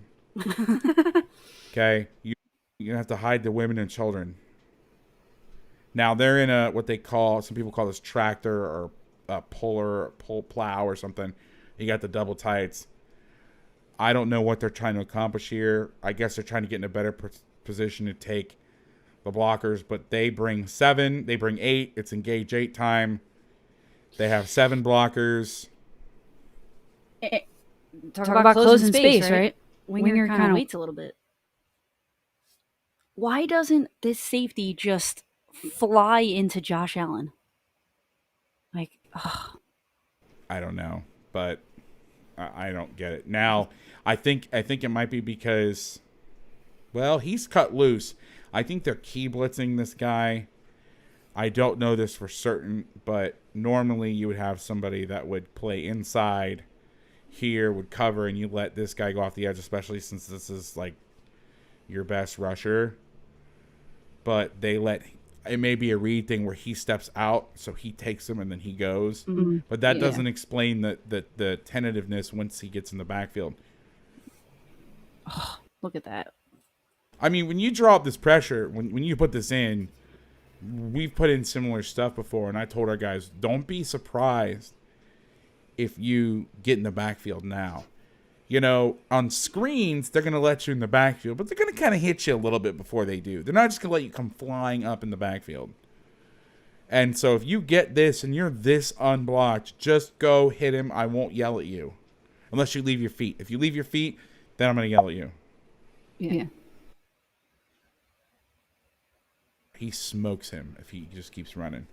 All right, let's watch a few run blitzes. I don't know this for certain, but this was one that was run in Alabama a lot. They run bash out of this. Could front, good front to deal with this. Yeah, but if you miss, it's 6. I would say it would be bash would be good. So bash, for those of you who don't know, well, there's different types of bash. So you get, and I can't believe they run bash with a $40 million quarterback, whatever it is. You get stretched this way with the line blocking this way. You read the end. If he flies up here, the QB keeps it. If he goes down, you hand it off. But it's opposite. So power read would be the flow. So the lineman would block this way. and the back would go this way, and the quarterback would keep it inside. Bash is a split look. Now, I don't know if they let Tosh put this stuff in, but this is in Alabama. Actually, I don't want to watch this one. I want to watch this one first. Okay. But he did this at Alabama a lot, and you see it a lot in the 2019 season at the end, where they're blitzing the mic to the 3 technique off the ass of the center. And some people call it fill and fold or scratch and sniff. I don't know. Everybody's got their own fucking crazy. Scratch and sniff. Yeah, so the Patriots kind of made this famous. They're obviously not the first team to do this, but the Patriots made this famous when they played the Seahawks. When they were running zone read, they would take their mic and they would run them off the ass of the center to the side of the back. And it would dent the play, and then they'd let this guy get over the top. And basically, if he steps back this way, he could bend and play both A-gaps. So that's the secret of D-line play, and that's why gaps matter pre-snap. But let's just say this. I'm gonna say this for one quick second. So let's say this nose is in the gap, right? Let's say the back's over here, and they're running zone this way. So if they're running zone, right, and this center decides to climb right now, okay, this nose can play both A-gaps. He just comes off his ass. And then the mic that's sitting here is going, oh, shit, this guy is going to play both A-gaps, and this guy is coming for me, so you step this way, get him to go, and then rock back. So they kind of stunt over a little bit, yeah. Yeah, they call it stack track fallback or whatever the hell. Well, that's what you're trying to do is you're going to end up with this blitz. You're going to end up canceling both A-gaps because, yeah, there's an A-gap here, right? He's in it. But even if he shoves him out into the B gap, let's say this guy gets shoved this way, it widens the gap out. But there's no gap now between these two cats, so you just run right off his ass. And this guy knows, and you have to get the backers if you're a backer coach, because I know I got a mix of NFL fans and coaches in here. I know a lot of coaches will watch us on a replay. You're going to, first of all, don't line him up over here, but you're going to be ready to play him back over the top. And really, this guy's got him man-to-man. Or what you can do is, which I think is even better, is you bring the safety down and he covers the back. But here you go. This is what it looks like. It pulls the double teams off. So they're trying to, I mean, it's zone. They're going to go here. They're going to target here. But with him going through here, you either get a clean-ass run-through or he's got to come off. Now this guy can run right off his ass, and now you make the ball cut all the way out to this cat. Or you get a run-through. It's like, either way, it's great. Now they read the end. It's a true zone read. So he sits, and he's a good enough athlete to close right there if they hand it off. And he does. Now, this is the Dickham play. So this is the only other time they ran this. It's the same call. It's 3rd and 1. Good. I mean, it's a good call. I mean, in college, it's a 1st and 10 call because you got to deal with RPOs. Now, I'm not an expert on the Bills' offense, but I noticed that the Jags ran a lot of triple option-ish calls. One I'm going to show. That's an old school fucking call that people used to run against a triple option, which if some old heads are in here going to watch, are going to get juiced because you'll see it and you'll know what I'm talking about. But anyway, you'll see here on 3rd and 1, they fake it to the back and then leak the back through. The misery. I mean, this is just dirty. I mean, that's just brutal. But that's the problem is, I don't know who's got him. So I'm guessing he's here, he's going. So he has the back, but the back's on the other side. He gets run to him, so he's not going to go flying over there, right? Makes sense. You wouldn't want to fly over there because he's coming right at you. Then the guy redirects. And there you go.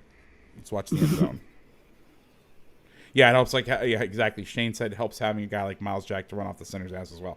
Yes, that's correct.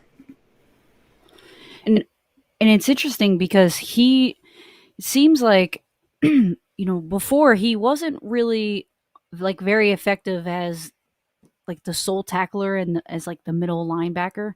So he kind of changed his position. Back to his original position, Miles Jack, which is basically like the weak side.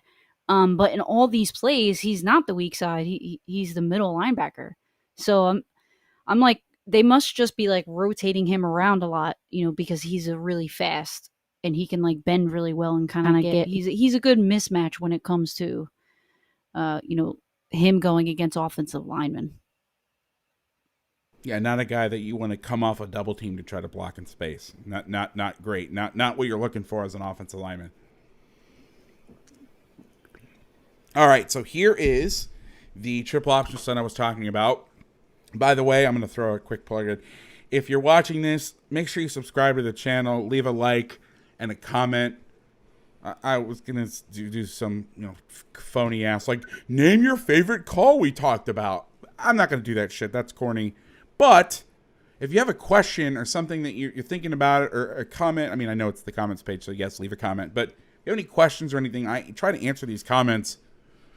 But, if you wouldn't mind subscribing and liking and turning on the notifications, that would be fantastic. All right, so here we go. Okay, this is an old triple option stunt that was taught to me, and maybe I'm overplaying it. Maybe it's not, that it wasn't that prevalent, but it was something that was taught to me. We did it out of a shade. We called this, and this is from Gary Patterson. He used to do this to Air Force. He used to just actually kick their ass. It was called will flick sit. So what it meant was the will, instead of blitzing, would bend hard inside. And the number one rule, we used to teach this all the time, was to avoid that guy from blocking down on you. Not blocking down on you. He's going to block down on you, but cutting you off.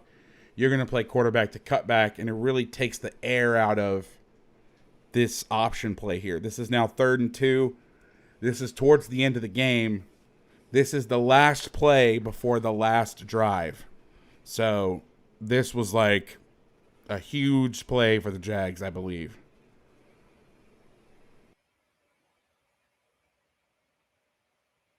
Now, this is a fuck up. He should have handed this off, but that's the problem. Is it's Sophie's choice. You've got, okay, yeah, the end's really wide, but if he hands it off into the shit, you would have to ride this like Wake Forest to get any kind of traction here, and that's not what he's not crashing yet. Yeah, but if you hand it off, and this is the problem, you hand it off, you're handing it into shit. There's nobody, there's no one there, so you'd have to get 2 off the edge, and I'm guessing you don't call this. Now, this is where I will hedge on some stuff. You don't call this unless you know they don't cut it back and run it like Veer, where it's going to hit the same side. This is a team that you want to run where if you're facing the split back Veer and they like to run dive and they like to run dive like this, you don't want to run this if it's hitting here because you can get 2 outside the tackle. The worst thing you can do when defending the Veer, the worst thing that you can do when defending any kind of Veer option is if they can get 2 outside the tackle, that is a problem for this call. And we actually paid for it in one game. We ran it versus a team, and it was one of those deals that I just really wanted to run this, and we paid for it. All right. Tampa 2 time. Okay, they ran this probably more than any other coverage. Here's 2 minute at the end of the first half. Here's some Allen on Allen violence. Wasn't this the record-setting play where 2 people were sacked with the same name, or the sacker and the sackee have the same name or something like that? Here's the play, I believe. If you're going to play Tampa 2, and I'm not telling you anything you probably don't already know if you've watched football in the last 15 years, is you need to have a good pass rush. And this is where you'll see some snaps where they don't get a good pass rush, and you'll see some snaps where they do get a great pass rush, and you'll see them pay. So they're in dime now. So Rudy is number 5, right? Yes. Yeah, so he's coming in. He's the dime linebacker now. So they brought in a dime who's more of a corner type. I think Rudy's listed as a safety. Yeah. And, yeah.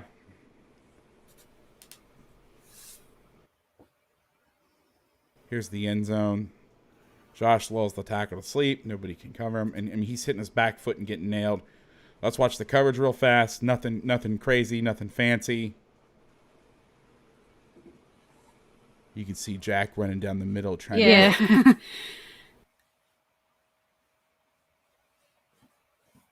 You got the checkdowns, but he can't get to the checkdown. So one of the things in Tampa too is that people don't often talk about is the way to beat not the way like the only way, but you want to high-low the Mike linebacker. So here, if you're not familiar, and I wish I had it more handy. I have around the corner Lovie Smith's notes for when he taught this stuff, how he taught his seam players. But basically, we all know it's a cover 2 that turns into cover 3, and how it turns into cover 3 is, and how we did it, which for whatever it's worth, when we taught this a long time ago, we would open and run down the middle of the field with that guy, and I got this from watching Virginia Tech tape. And it's funny because I picked it up off the tape, but then Bud Foster was like, no, that's not actually what we did. It's not like an idiot.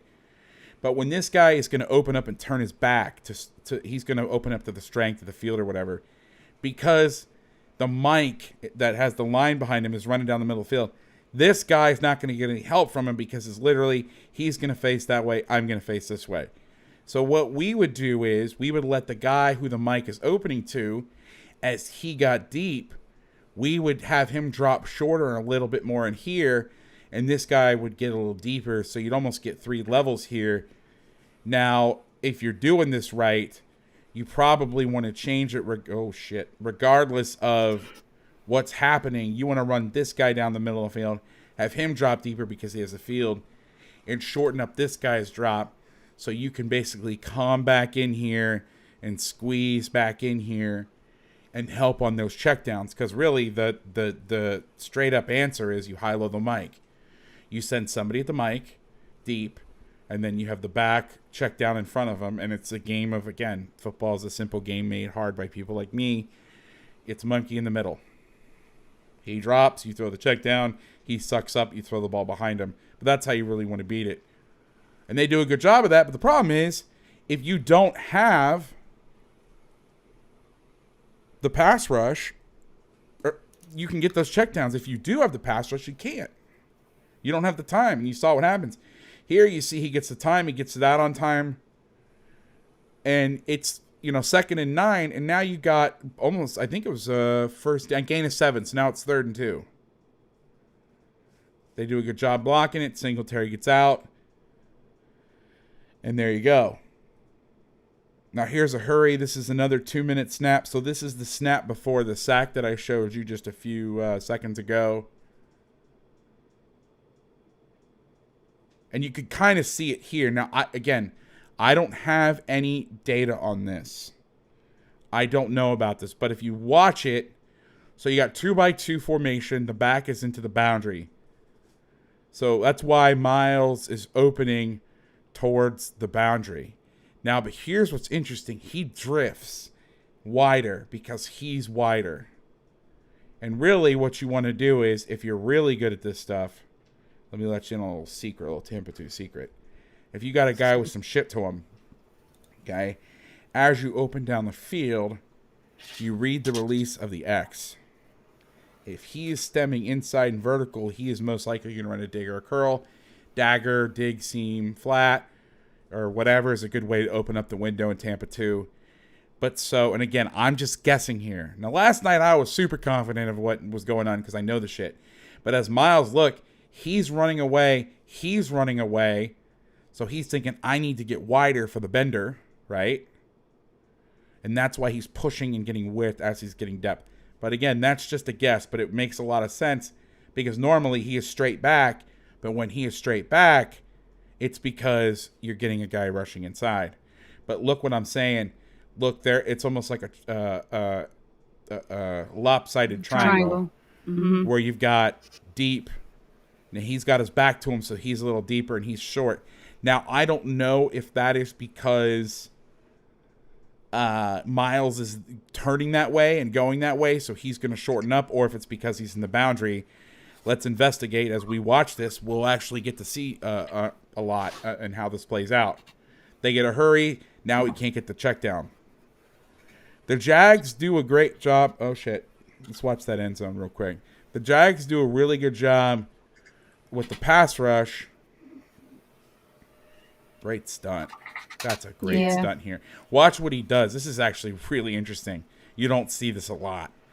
So why do you get double threes? You want to be away from the center where you can't help. Because even if he kicks to your side, you know, you're not. He can't really help if you stay on the outside shoulder. So what they do is, you can see the tackle's kind of eyeballing down. You can see the side of his helmet, the stripe of his helmet's kind of. I think he's looking inside. He's either looking. He's not looking at the ball because he ain't looking at the ball. He ain't looking at the ball. He's not. He's not. He's not. He's the only one looking inside. So maybe they think there's some sort of blitz because they've been blitzing a lot. But here's what's interesting: is he actually with 3 techniques now? We didn't play a lot of double 3. We didn't really tell our nose this because it was high school. But when you're playing a 3 technique guy outside shoulder the guard, he basically has a 2-way go. The guy who's usually the 3. So what this guy does is he actually, because when you run this blitz and you bring the end first and you bring him second, you need to stall him out. Well, as soon as this guy starts to stutter like this, they're going to know you're passing it off or you're running a stunt, right? So instead what he does is he jabs inside like he's going to go to the A gap and then back out, which is, I believe, something they used to do at Alabama. I'm not sure. But he plays inside. Because it's a pass stunt, he's going to go first. But then he's going to come upfield, then go first. One of the biggest things for my coaches that are watching, here's something that we did. When we called stunts, okay, if we called, let's just say this. Let's say we're bringing a field pressure again. We're bringing the nickel off the edge. And I'll just make it easy. These guys are slanting this way. If we just called that Army, A away from the call, Army. So it was field G, meaning we set our front to the field. We were slanting away from the call. The call was to the field. We're slanting to the boundary, right? Nothing earth-shattering here. However, if we wanted to bring a similar pressure or the same pressure and it was third down, we would add the word jab, J-A-B. And what that would tell our guys is when you go to stunt, take one quick step up the field to freeze this, then go. Because it's a pass, you can do that. And you'll be amazed at the difference. In fact, I talked about this, I think I talked about this last week when we did TCU. Spike One Rat, which is a really famous blitz. It involves the 3 technique, going to the A, the end coming off the edge, and a backer hitting the B gap. And then the backer that has the back away adding. He pops his feet. He adds around. There was a team that will remain nameless that they were just spiking their guy inside. The center was able to pick it up because he would vertical set. But if you jab here and go, it forces the guard out here. Now he's going, oh shit. And now he definitely doesn't see that guy blitzing. It's a simple game. It really is. You just got to know what you're looking for. It's like football is one of those things. It's like, you know those well, you're a little younger than me. I won't ask how old you are. That's not very gentlemanly. But, well, you said you were in high school in 2006, so you still remember this. Or you're close to my generation. Do you remember those pictures you would look at, you put really close to your face, and you back them away, and then you'd see the print? You'd see, like, the image pop out of the picture? They were called 3D puzzles? 3D puzzles, but that's actually the wrong 3D thing. puzzles. Yeah. That was actually the wrong thing I was bringing up. There's another one. I'm sorry. They're like the signs. I remember my my kind of like aunt. She wasn't really my aunt, but she had this block that it looked like gobbledygook, but it spelled out Jesus. And once you saw that, you couldn't unsee it. You'd be like, your eyes would snap to it. That's what football is. It looks like gobbledygook, and you're like, I don't know what this is. And then once you see it, you can't unsee it. And it's like, you know, when your friend gets one of those cars, like, oh, I bought a blue Nissan Rogue. That's my car. I was trying to come up with a random car. And then, you know, like, you know a friend that gets one, and then that's all you see on the road because you're actually looking for that and you're paying attention. That's what football is. And you see Magic Eye. Thank you, Ken. Magic Eye. Yes. That's what this is a lot of times in football. You see the shit. Like, yes, that makes sense. Jab and go here. That will freeze the guard. Absolutely. But there is a team, one of the best defenses in the country, one of the best defensive minds that I've ever been a part of that didn't think of that until somebody else told them. And this guy is phenomenal. So the lesson and the reason I'm telling you all this is because I get a lot of DMs from people where they'll say,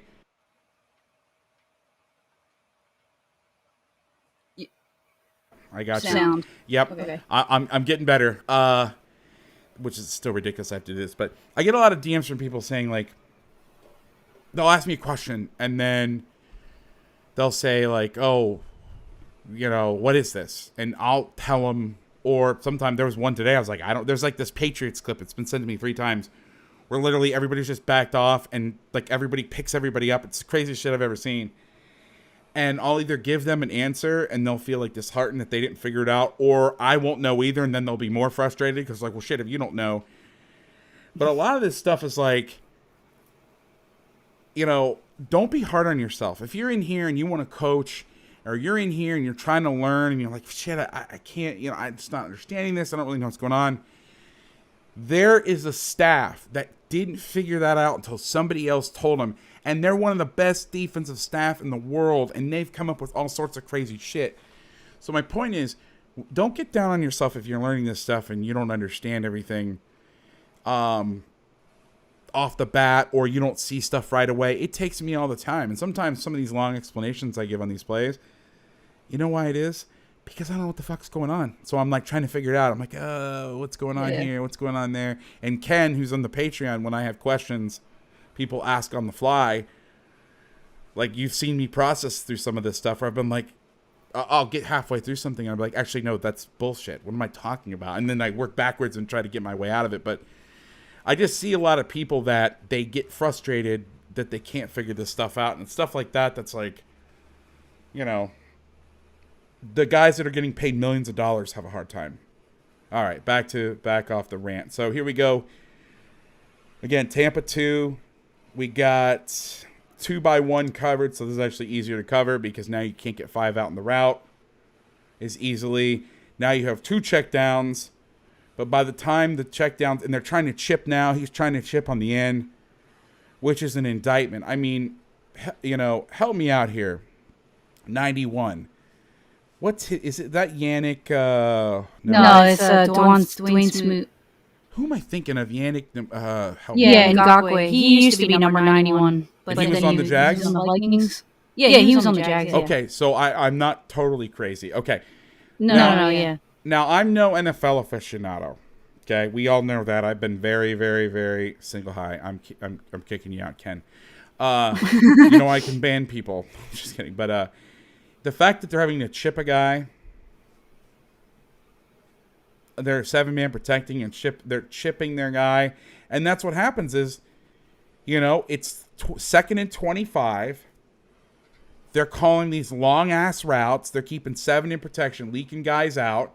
He has to hold on to the ball, and they protect with 7. They protect with 7, and they still get sacked. It's unbelievable. That guard did a terrible job staying in front of number 93 there. Listen, everybody has their bad days, but I watched this offensive line and I went, this is the offensive line for like the number 3 offense in the league? Like, what? Who's 93 again? Taven Bryan. Okay, Bryan. Was that wasn't Calais' number, was it? Yes, it was. Okay. And he was number 90 until this year. He went to 93, and everybody was so upset because that was Calais' number. Like, it's not like Campbell started his career in Jacksonville or anything. But yeah, he switched to 93, and now it's like he can get pressure for some odd reason. Hey, sometimes we wear confident. I played with a guy one time. We were like 16 or 17. Phenomenal guitar player. And he came for an audition, and he started to plug in and started to warm up, and he got the job when he like plugged his guitar in. It was amazing. And we were going to start to rehearse a song, and he goes, "Oh my God, I can't play right now. I got to go get something." And we're like, "Okay." I'm like, "Did you need some Xanax or something?" And he had a confidence hat. I'm not even shitting you. And he was young. He was like 16, 17. What? And he put his hat on, and he could just like freaking he shredded and felt super comfortable. So maybe that's what they're doing. They're taking numbers of, I don't know about legends, but like amazing all pro guys wearing their numbers, and like thinking maybe like it's like if I'm a DB and I wear number 21 and wear that certain face mask, maybe I'll play like DM. Mm-hmm. I don't know. Yeah. You never know. players are superstitious. But he sheds it. It's a sack, and they can't get the checkdowns, but they don't help themselves. Listen, I know I was kind of getting on Kellen Moore last night, but I know Brian Daboll's amazing, but this game plan was shit. Now, here's one of the weaknesses of Tampa 2. Now they get the checkdowns out. So here's what's interesting about these guys and how fast they adjust. I think this may be, it's either the same series or the next series. 5 plays later, they're in 2nd and 11. They get in the same shit. They run almost the same routes. They actually condense the splits, which I don't understand when you're playing cover 2 why you want to do that. The whole reason you say to the corners, funnel inside, keep outside, funnel him outside is to keep this guy deep, and then you line up together and you're doing their jobs for them. But whatever, that's fine. But now they're able to get out here. They get the check down, or now they start to bite up, and that's where you get the levels. I mean, look at the space. Yeah, look at that. At the top of the drop, I'm not a math major, but that is 2, 7, 12, 14 yards between the hook dropper and the middle dropper. And that is, it's damn near cover 3. And that's where your weakness is. Now, he drops the ball, but, that's a great call, and that's where you see that's where you see some of this stuff. And you wouldn't think curl flat would be a great call. Well, it's actually dig seam flat. I'm sorry. I forgot the seam was there. So dagger, curl, dig, whatever the hell, basic, whatever you want to call it. I got a question in the chat. You like inside or outside foot up on stand-up pass rush? Okay, so great question. If I was in the NFL, I wouldn't give a shit, whatever the guy's more comfortable with. If I am in high school, I want to put the outside foot up, and the reason that I like outside foot up is because it is the same foot that is up when your inside hand is down. And because our DNs had to do so much shit in the run game in high school and even in college, I would want them to put their outside foot up. But if I had, Agent 91 here, or is this Allen? I can't tell. Is that Josh Allen off the edge with his outside foot up? No, I think it's Dwayne Smoot. Is that Smoot? Okay, I couldn't tell. I'm bad with the numbers. So you have a guy like that who's kicking ass. Now, that play didn't really kick ass, and he says, Coach, I want to put my outside foot up. Put your outside foot up. At that level, I don't really give a shit. I wouldn't give a shit. I remember I asked Nick Rapone one time, spoiler alert, not spoiler alert, it's not a spoiler. I actually interviewed him right before I got COVID. So that's going to be the number 2 podcast I released for 2022. Nick Rapone is the secondary coach at the Tampa Bay Buccaneers. And I asked him, I remember we were hanging out at Glacier back in 2014 when he was at the Cardinals.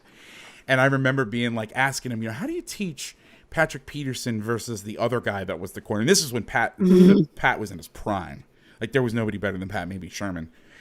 And he looked at me, and he looked at me like I was insane, and then remembered oh, you poor high school and college guy. They know how to play by that level. Yeah, you want to work guys up, but what are you going to tell Patrick Peterson about playing press coverage?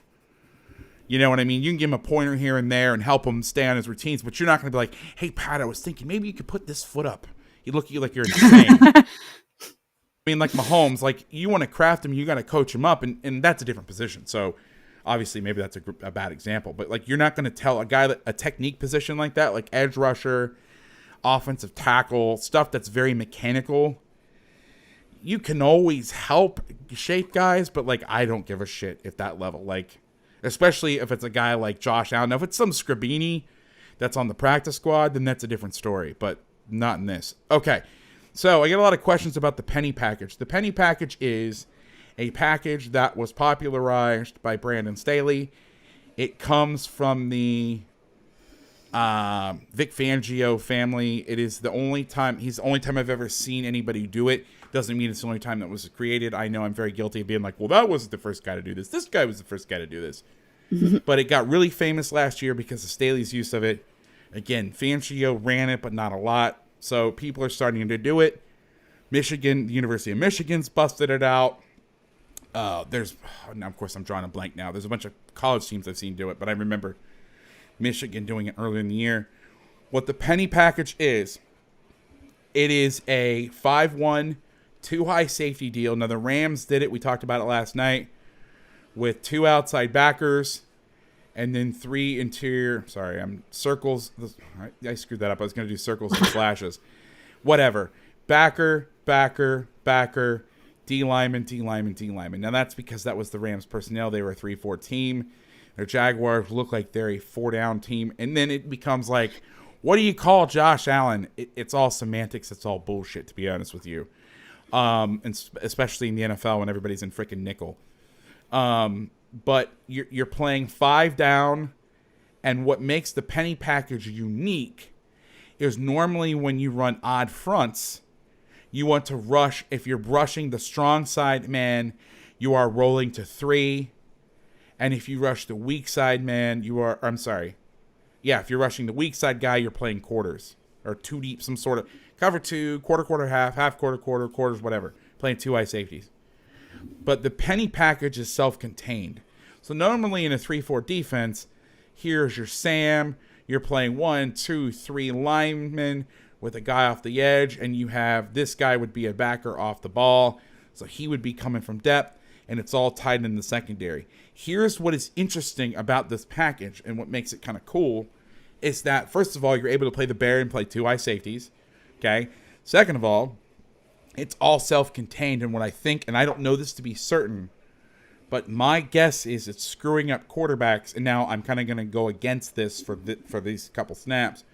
But again, the math is different. Most teams, not the Jaguars, but most teams, if the weak side guy is rushing, it's cover 3. And if the strong side guy is rushing, it's 2 high safety. So it's the other way around. Now, the Jags don't do that. The 2 snaps they ran of it, they ran the Sam or whomever you want to call 91 off the edge. They dropped Allen out to the flat, and they played 3-week buzz. We called it cover 9. That's what Fangio calls it. So it would be 9 buzz. I believe they call it grab. Or I don't know if it's cover 9, but it's grab, I think, is buzz for them. They're coming down in here.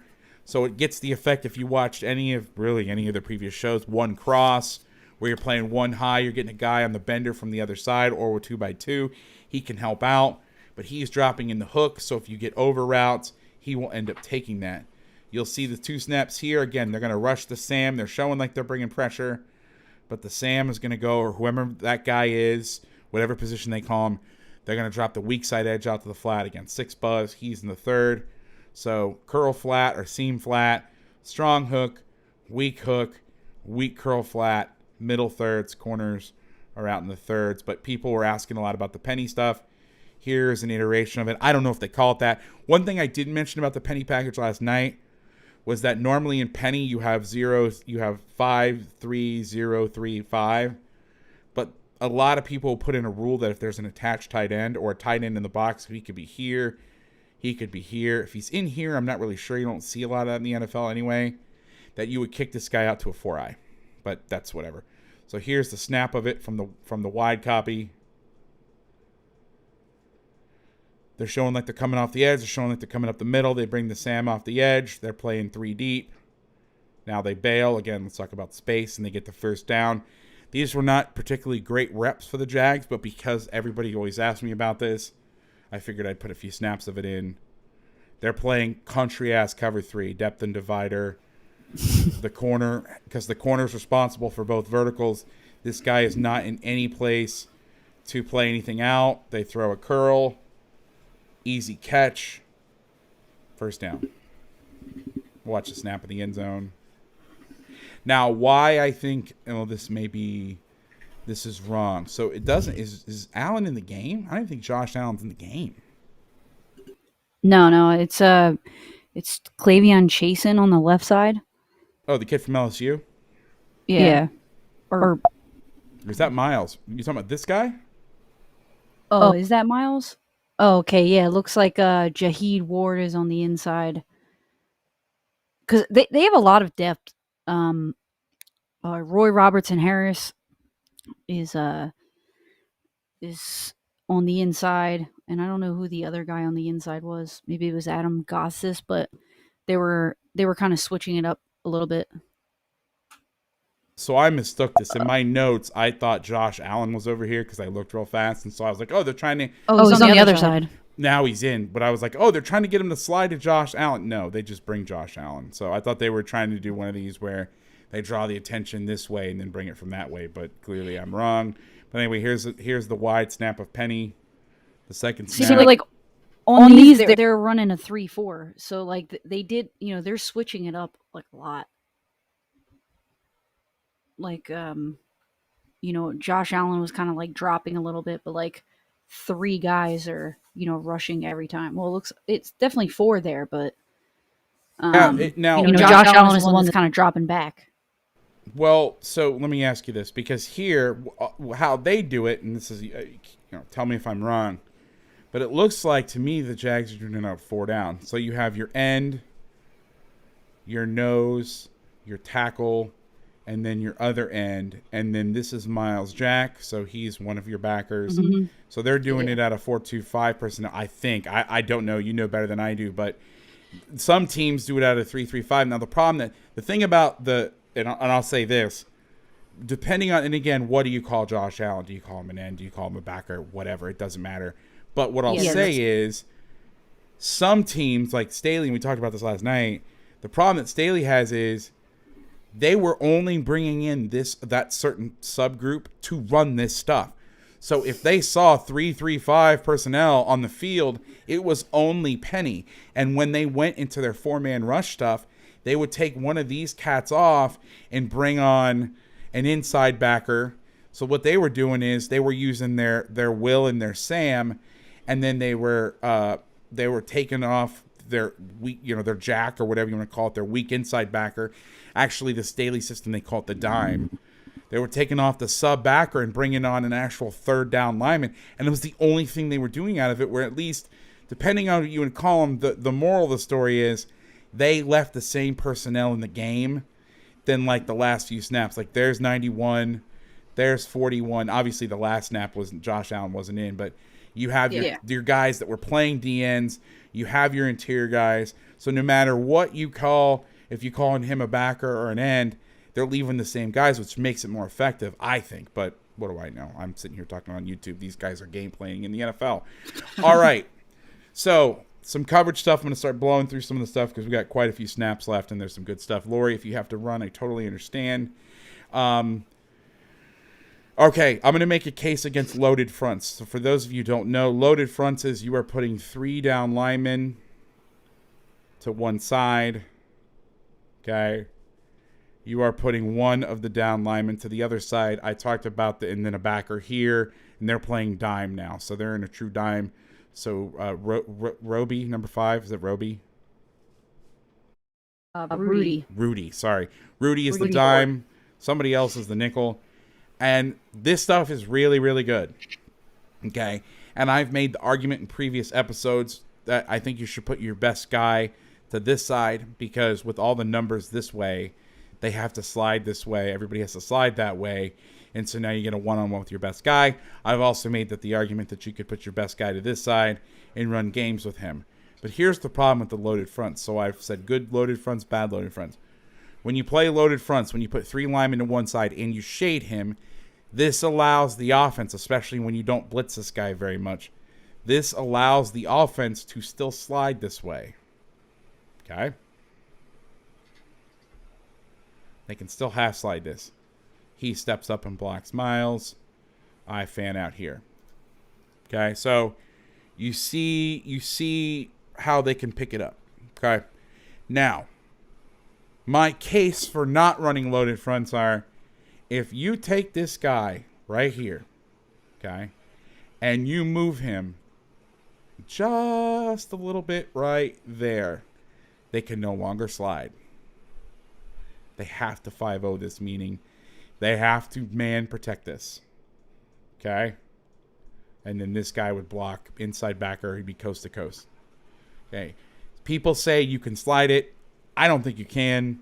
So, whatever. But because just moving this guy just a little bit over, now they can pick it up. And the Jags are running all these games, but because this guy is in the slide, he picks up, like they'll run. So let's say if it's man, he's got to block Jack, right? Or I think that's Miles. They can run games like this. I'm here, I'm here, I'm here. And because what the hell was that? Whoa. I have never seen that before. That's wild. How did I do that? That's freaking wild. Anyway, but because this guy can slide over, they pick it up with ease. And here you go. Here's the snap of We'll watch the end zone, then we'll watch the sideline. Oops. Now, this idiot doesn't block this guy. He doesn't even see, like, he's just looking at Miles. He's like, oh, crap. Oh, this guy over here. Now, here's the case for the Jags doing this. So I gave you the reason why you shouldn't do it. I've talked about in previous episodes why you should do it. Now, in this situation where they're releasing this guy, and again, this is the Joe Cullen thing I'm talking about, where he just got really lucky or just had the greatest crystal ball game of his life, is they knew he was going to release him. So the only way that you can pick this up now is to go true man or full slide. And this is the protection. This isn't on him. They're all sliding this way. They're letting him go and throw hot. But here's the problem. They're playing two-man coverage, so everybody's playing tight underneath man coverage. So unless you stack or bunch or whatever, you're not going to get guys free easily. You got an unblocked guy. Of course, they miss. Allen rushes for a scramble. But, I mean, like, as a coach, you're thinking, well, geez, that's really, really hard. You get an unblocked guy and free at the quarterback. Okay. Here's another snap with a loaded front. This is one rat coverage. So now we've talked about this before. One, whatever. I need to come up with standard words that I use every week because I've been changing based on. So I know a lot of the Patriots terminology. I know a lot of the Fangio stuff. I know a lot of Staley stuff.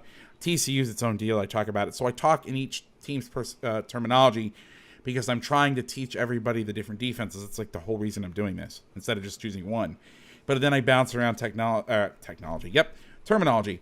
But here's one rat. One rat to me is a safety is coming down. It is actually dime. Or no, it's dime personnel. I think that's mistagged. So you have a backer on the back. Here's your rat. The safety is coming down to take too weak or too strong. You got a guy in the middle of the field. Here's a case against the loaded front. Here's the stunt. So I had it wrong. I apologize. Now it's 3rd and 7. They stop him short. That's fine.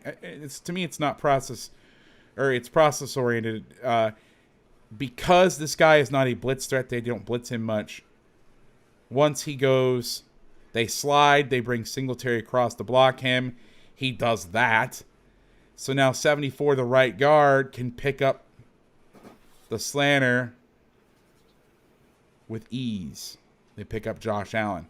Now, had they just lined this guy up over the center, they would have had a harder time. Okay? They would have had a harder time sliding this. It's really hard. And if they did slide it and they put him here, then all you have to do is this. If he's going to step this way, you knife, and then he steps around, and it's a sack.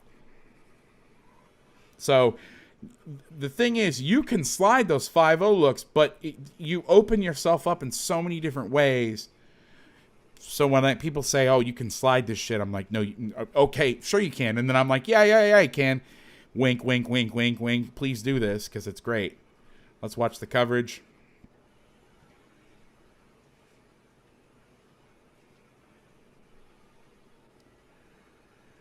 All right, here's another snap of one rat. This is a lock and level versus bunch. We talked about last night in other pods about what we call traffic, which is the nickel on 2, the corner and the safety coming down, comboing or banjoing 1 and 3. So he's taking the first outside, he's taking the first inside. I am locking, and then one of these guys is going to help me cut a crosser. These guys decide we're going to lock and level. Lock and level means I'm going to stay on my guy, but I'm going to play on different levels so we can fight through the picks. Usually you would do this when you're bringing 5. You can also do it in other situations. But because it's 3rd and 3, you'd rather clamp it and make them run past you and go deep rather than letting them catch it or something underneath and tackle on the run. So it's a very good call. They pass it off. They do the route that I talked about last night. They don't do it the same way. But bunch routes, back when bunch routes came open, they were taught in, out, and up rules. Somebody's going in, somebody's going out, somebody's going up. So that's like the old Spurrier bunch stuff. Here they start to fake like he's coming out and come back inside. Yeah, that was a nice route. Josh Allen's a little delayed there, so Rudy ends up picking that one off. Rudy. This is fantastic. But I put this one at the feet of the quarterback. Yeah, definitely. Like he was open when he made his break, but it was a little late.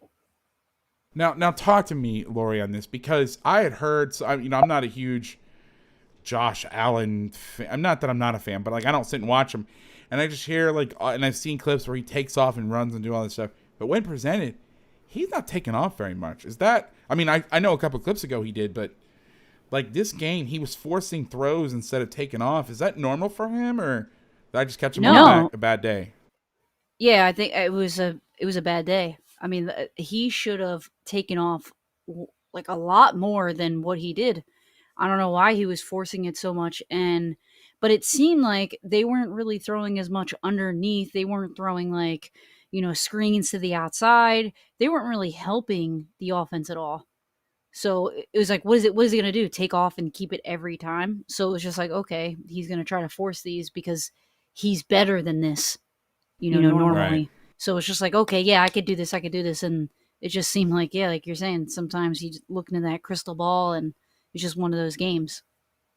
Well, and it looked like hubris. Like maybe I'm letting the what I know about the Jags cloud my thinking, but the Jags haven't been having a great season. I mean, newsflash, there's a reason why they got a new coach and the number 1 pick. But Yeah. It was almost like, oh, I can do this stuff. It's the Jaguars, and then they came and pounced on their ass. Now, this is a little something I threw in here. Cover 4, they're showing like they're coming to blitz. They blitzed a lot early. He's kind of sitting back here. What's interesting to me, and I don't know this to be 100% true, but I noticed earlier on some of the blitzes that the linemen were pointing when they were showing the nickel was showing the blitz. But again, this is kind of Harry High School. You line up here like this, they know you're not blitzing. Guys that walk up off the edge from this side, from the boundary or inside, those guys will blitz a lot. But lining up here, like it'd been one thing to come like this, and then, oh shit, they got me. Oh my God, what am I going to do? And then pop out. But just lining up there, but they don't point. It's a run. Now, I don't know if that's 100%, but something I noticed. But I mean, they're playing quarters. They're literally, and you see this a couple times, he is got the back to him, so he's out of the run fit because he's got the back to him, so he can't dive in there because then they can throw the RPOs because they're playing people call palms coverage or 2 read. But they're literally dropping people out of there, and they're able to hold them to 4 yards on a power play. I mean, this is not when you want to be in either, and this is what's crazy about the NFL. They have a G, a 2I, and a 9. If you said to me, I'm going to run power versus look, I'm thinking you're going to get a lot of yards. But alas, here you go.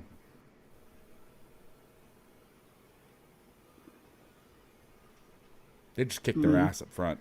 I gotta hop off of here. But man, there's so much stuff here that I was able to pick up, and the rest of this they're kind of like runs right now.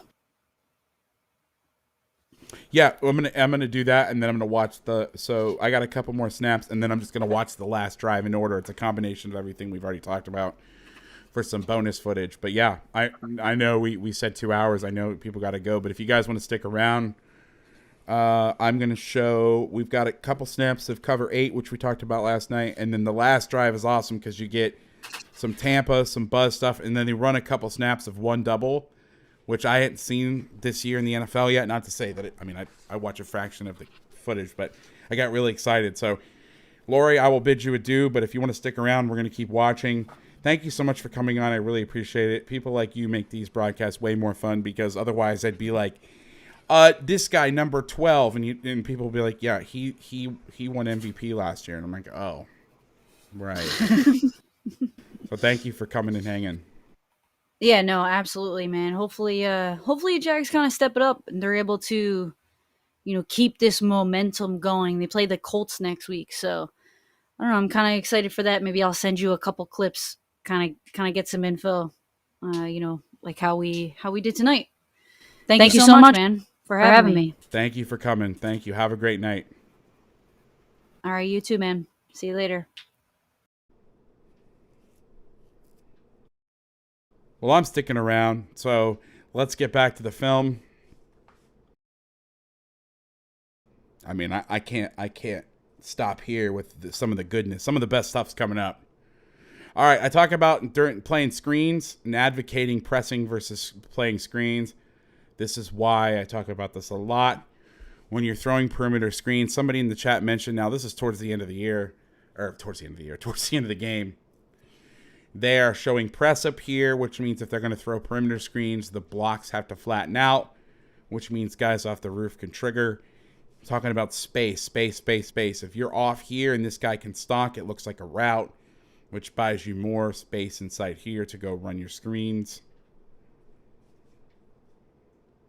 Now they're throwing actually an outside screen, but the same thing applies.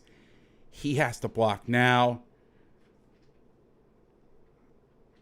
And it just cleans up the reads.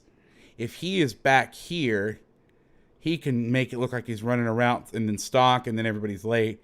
But with him being pressed, he also takes the air out of the outside throw. Now, this is one of those things you say, great job, but if you screw this up, I'm going to scream at you. You never let a guy come inside a block like that, especially on the edge. But because he made the play, he gets a plus. Great tackle. Great tackle. All right, here's a mesh fit in the red zone, cover 4 quarters. Okay. Here's the thing. And this is when I get kind of mad about some of the stuff. This is all well and good with him. This is a cute little motion. Oh, I'm going to do this. I'm going to come back here, and it's going to be fantastic. And oh, this is so fun. But all you've done now is you're playing a quarters team, and you've made it a 2-back offense, which is way easier to defend. And then if you're putting a guy out here and you have to defend 3 verticals. So you just did the defense a favor. Thank you. They're going, okay. Especially when you go back right where they came from.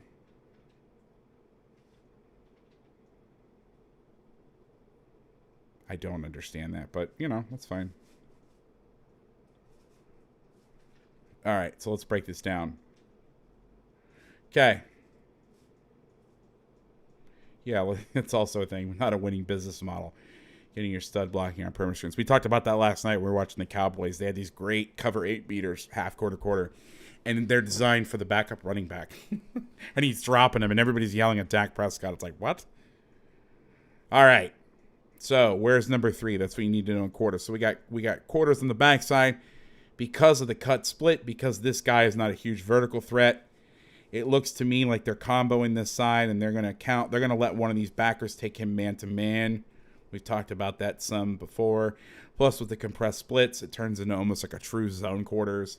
That's the other thing is in quarters, you want to spread people out to get one-on-one isolation routes and then suck this safety up so you can throw behind. Now, I know that's harder in the red zone. That's why even teams that don't love quarters play quarters down in the red zone, because how you beat quarters is you win on the outside or you suck people up and throw over their head. Well, there is nowhere to throw. Okay. Let's break this down. I mean, Matt asks, what is the goal here? Do they just misread the defense? I mean, I don't know, but they're trying to run mesh pyramid, or I don't know what they're trying to do here. They're running double crossers. So let's take this. So the corner sees one go inside. So he's going to turn it loose to this guy since they're playing more of like a zone concept. He's going to basically go squeeze this back. They're going to see, and this is where you got to have your head on a swivel, especially down here. They're making calls in here. So these 2 guys are going to pass these 2 guys. And I'm going to go out on a limb here, and I'm not just saying this because I'm not sure. But without completely knowing, this seems to be a play that they run. They just fit this too perfectly for it to be something they didn't practice the shit out of. Just my hunch. I could be very wrong. Okay? So the corner is going to look to the next vertical threat. So he sees both things disappear. He's going to look for something coming out to him, which normally you wouldn't put a corner. You know, if this was the open field, you wouldn't let the corner turn this guy loose. But because where is he going to go? He can't like run down the field on a post. He's able to play wider. These 2 are going to exchange the 2 crossers. The linebacker, with everything going away, the back's to him. He's looking for work. He picks up this crosser right here. He's got him as well. what's going to end up happening is you've got four, these two on this one. These two, we're going to take those two. The corners here. So you have two free players to look for work, to clamp on the check down. Josh flushes. Everybody's locked up. He's pointing around. Incomplete pass. They got to go for a field goal. Let's watch the end zone. I don't know. This may be like a bullshit coach, a guy that's played too much Madden bugaboo or something. But like, when you're breaking down pass pro, you're trying to figure out where the center's going. Well, Jesus, man. I mean, if I was playing the Bills, I would have blitzes based on where he's looking. Because what's going to happen is they're going to slide this way. So a lot of guys, the secret is a lot of pro teams, they'll base blitzes off where the center points. I would have all sorts of backer choice pressures where, okay, I mean, he's definitely looking at him, but he is turned. And I know, listen, here's the other thing. You can never line or disguise yourself out of doing your job, but he's literally turned all the way over there. Watch, if he doesn't set that way, I'm going to feel like a total asshole. Yeah, he sets that way. I mean, yeah, Shane, it's goal line quarters. It's like zone quarters. They're zoning it off. I wouldn't say sticks, but they're just getting there. Okay. Here's the play I talked about very early on. They're showing blitz. They're showing like they're rolling down. Okay. They are bailing and playing cover 8. For those of you who haven't been in here, cover 8 is half quarter. It is a coverage almost exclusive to the NFL because of the width of the hashes. The safety is able to cover the half without having to cover 2/3 of the field. Yeah, Shane, we told them never back up. So they're playing cover 8. They're in 2x2. The defense is in a 6-man front. They're not even stunning. They're not stunning. They're not cutting up the front. They're doing nothing. Literally, the guy in the quote-unquote fit is away from the running back. He bails the hell out of there because he's got a wall 2 down the field. They hand it off, and they get 5 yards, which, okay, that's 5 yards. It's fantastic. But if I'm the Jags, and I'm like, wait a minute. Every time they run the ball, even with a really light box, they're only getting 5 yards. And a lot of this has to do with the D-line technique. Watch these guys snatch these guys right here. I mean, they're into them violently.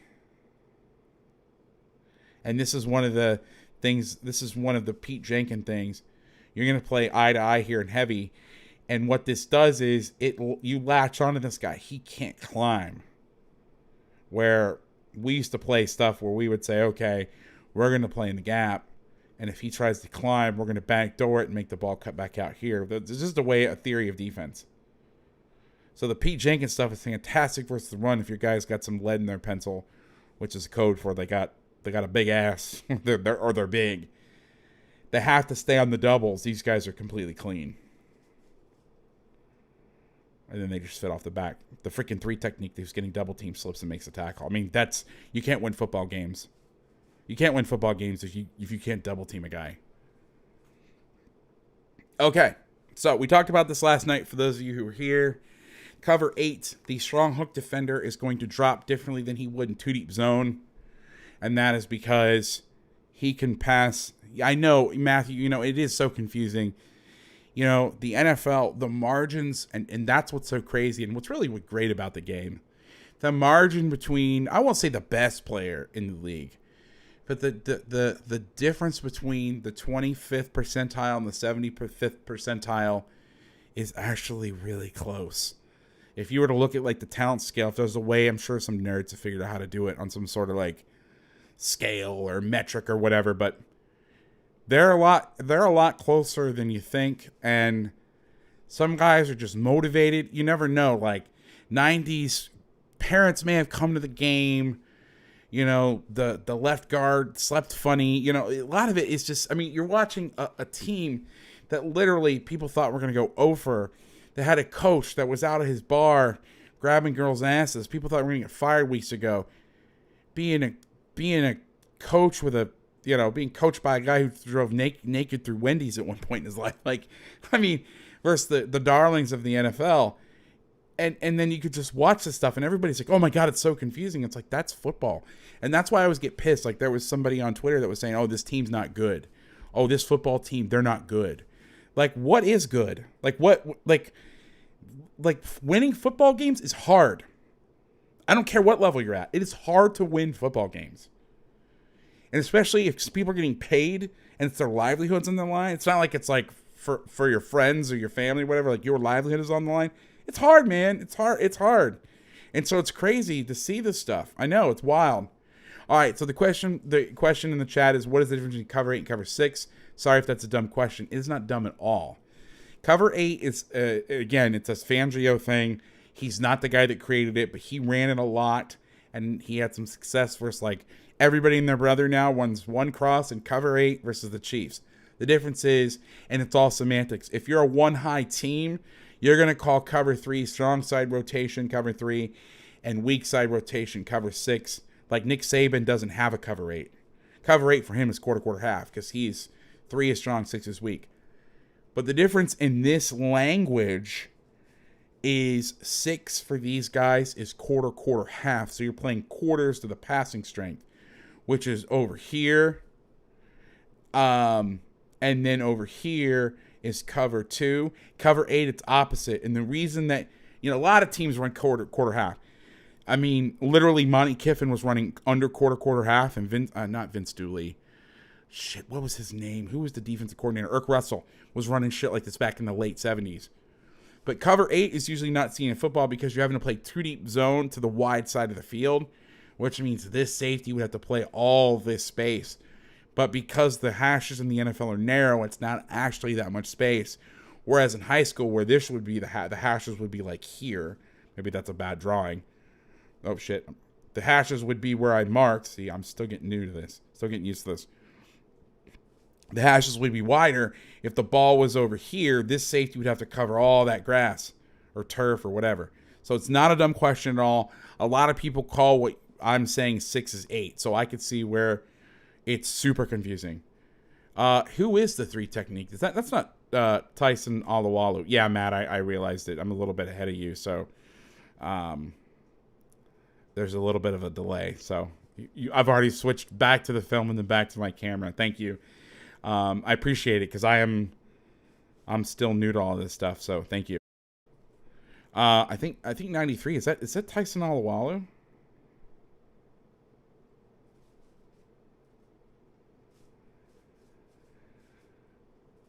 Because if it is, that would be really interesting.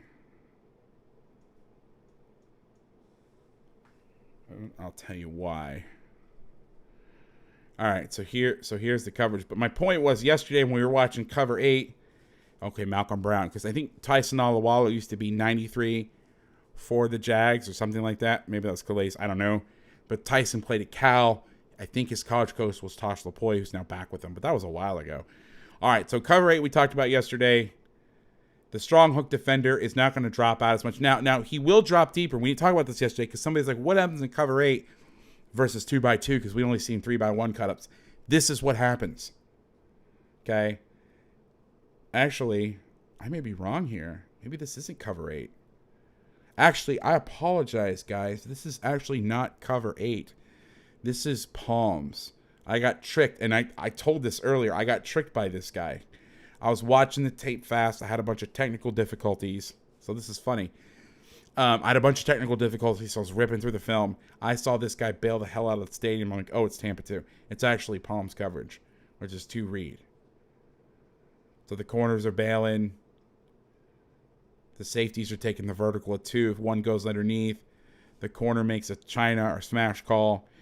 He goes and plays this. He gets to play the outside of the 7 cut. The safety's in a position to play the post. I don't like how deep he is.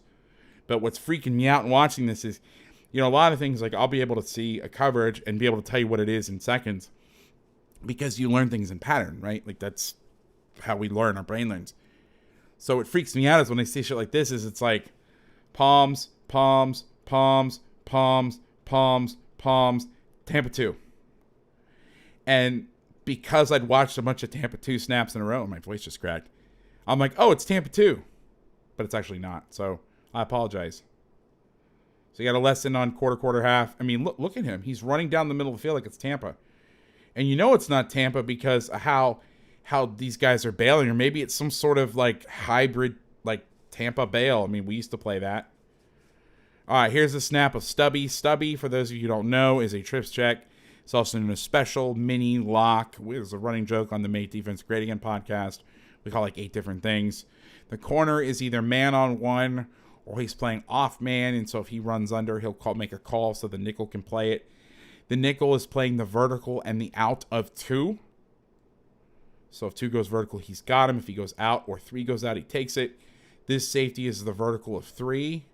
And then you're doubling backside because it's empty. It will be some sort of other coverage here to the backside. Okay, they're showing pressure, but I believe he bails out. Now, because these 2 guys are shitty drawing. Now, this is what I'll say. I believe this was supposed to be Stubby, but they played it differently. Because these 2 guys are tight, so you can play this like zone. And also, I believe that the third receiver is the tight end. And if I remember correctly, he's not a huge vertical threat.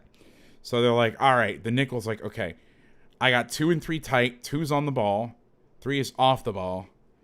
He's not super fast. So let's zone this up and pass shit off because I don't think they're going to run verts. I could be wrong, but that's just my gut. So I'm wrong. But that guy is not where they're looking to throw the ball. Again, they're throwing dig, seam, and they're running, I guess people call this Haas white juke or whatever. Basically what they're trying to do is they're trying to clear everybody out and get him one-on-one with the linebacker is what they're trying to do. So I was wrong. He's running a vertical, but they're never looking for that. I've watched a lot of football. I am by no means an expert, but at everything that's ever been done, especially about offense. But I've watched hundreds, maybe thousands of snaps of this. I have literally seen this ball thrown one time. And I don't mean a slot fade. I'm talking about the seam. I've seen it thrown one freaking time. It's usually going this guy to this or this, whatever he's doing to the backside. That is simply a clear out route, especially versus 2 deep zone or 2-man stuff. I mean, look, 5 lets him go. Yeah, that's like Haas wide juke or whatever people call it. Okay, winding down. Okay, this is what we're going to do. This is what we're going to end on. We're going to watch the last 7, I think it's 8 plays. Straight through, putting all the concepts we've seen together except for one final drive. It's the last drive of the game. There's 3 minutes left in the game. The Jags are up by 3. 1st and 10 from the 20-yard line going out. So 80 yards to win. Okay, first snap, we're getting Tampa down here. This corner right here, this is called a sail technique. Saban calls it a sail technique where if you're playing a zone and you get the threat of 2 people in it, you will turn your back, you will flip your ass to the sideline, and you will sink so you can play versus both threats. This is textbook. I believe they're playing Tampa bail. The camera's still on me because my computer froze. There we go. All right, I think we got it. It was my computer. It's a beast, but sometimes it slows down a little bit. All right, can you guys see that all right? All right, so corner is down here. Okay, he's going to flip and bail. Some people will do this. They will play Tampa bail and protect the sideline with the outs because, you know, it's pro football. The clock doesn't stop on first downs, so you got to play it differently. But he's got 2 threats in his zone, so he's going to flip his ass to the sideline. Now, what they're doing is they're trying to show press and then bail in Tampa 2, which I understand you're trying to disguise, but because Tampa 2 is their base coverage, or not their base coverage, but a coverage they played a lot, I almost think you'd want to do opposite, but I get it. You see him flip his ass and he's sailing. You're thinking, okay, what are they going to tell you on the sideline? It's going to be outs. So, guys, thank you for being so cool with the camera and stuff. Like, I've seen so many streams where people screw up. People are, like, dunking on them in the comments and shitting on them and giving them thumbs down. I really like this little community we've built, this cross between coaches and, like, fans who just want to learn the game. It's so much fun. Like, just as an aside, like, just have such a blast doing this stuff. Like, normally I wouldn't have done a second one last night, but I had so much fun last night. And so many people were like, thank you so much. I learned so much. I'm like, you know what? I already watched most of the game. Let's talk about it. So flipping his hips, make him throw the out. Now, let's say he completes that and he goes out of bounds. That's a, it's a time. You're working the time. You're working the clock and yards. Really, it's like a matrix of. So here's the ball. 1, 2. Well, as a shitty time. Let's count this out. 1, 2, 3. Let's say he catches it and gets out between 3 and 4 seconds, and they went 4 yards. So you're going to tell this corner, hey, listen, it's 2 minute, protect the out. In fact, the Patriots, maybe I'll show it one time, they have this crazy-ass coverage called 5 sideline. What they call cover 5 is 2-man. And they literally tilt their guys in, and they only enact it within a certain amount of time because it's only good.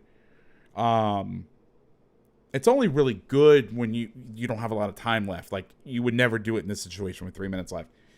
And they basically are like, go ahead and throw the ball in the middle of the field because with the lack of timeouts and everything.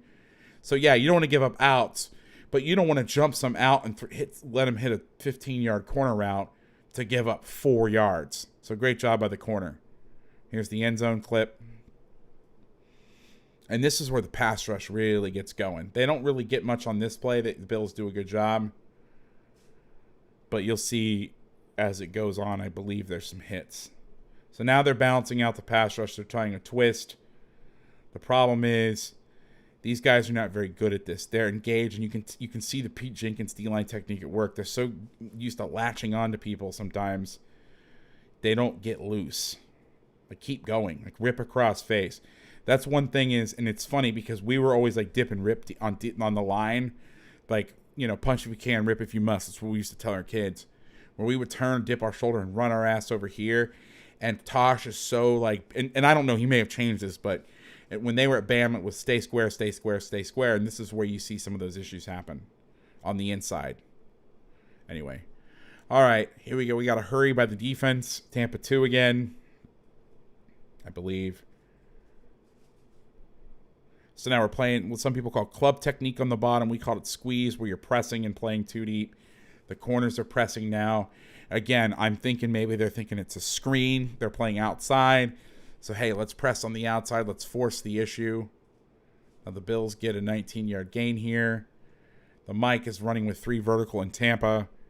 Tampa's not my favorite call versus this stuff, only because you have one guy over 3 over here. It's not, and I say this stuff, I mean like 3 by 1. So sometimes we would only play Tampa 2 by 2 formations. 3 by 1, I hated it because you got one guy over the top, and then you have one guy over one guy.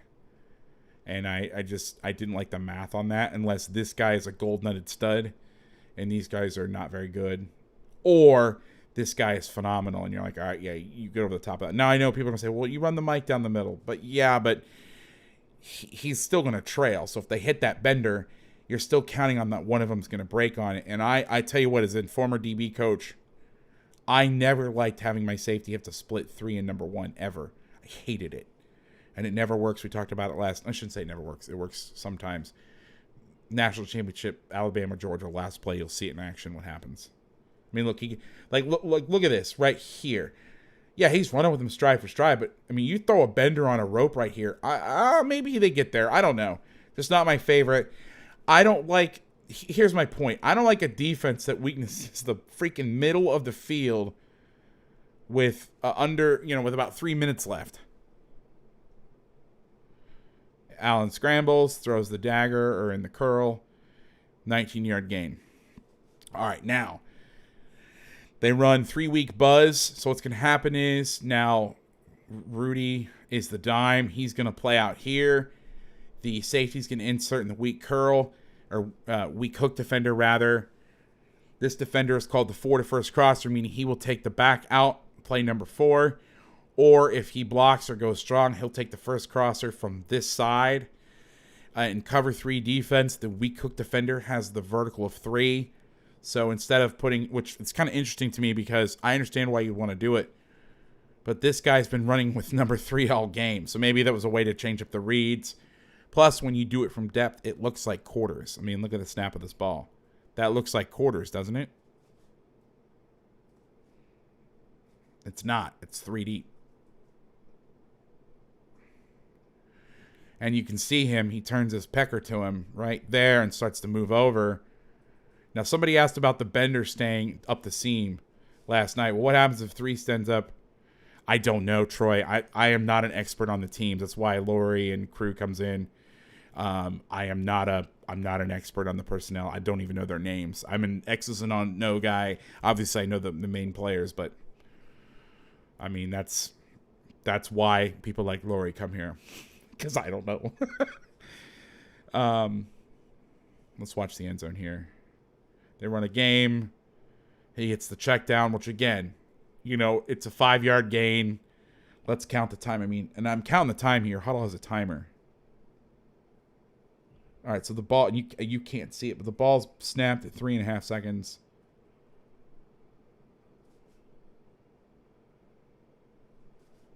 Blown dead right there. So that's 7.5 seconds right there to get 5 yards. You take that every day and inbounds. Yeah, sorry, Troy. That's like the whole thing is I'm a scheme guy. I'm a scheme head. I don't know anything about these teams. I mean, I was naming off. Like, isn't nice? I knew Calais was on the Ravens because I went to school with Calais. I went to Miami when Calais was there. I knew him, had a class with him. So I've always kind of paid attention to him, like him and Greg Olson and guys like that. But, like, I'm like, is that Tyson Alualu? I believe he's been gone for a long time. Here's another snap of 9 buzz. So you're playing weak side rotation cover 3 with the safety inserting. That's what buzz rotation means. You're going to insert inside of the overhang defender, but you're going to do it from depth. So it looks like quarters.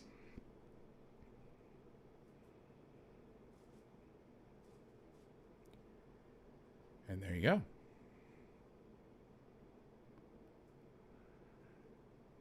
Again, let's talk about this. Now, this is a 14-yard gain, but let's look at this.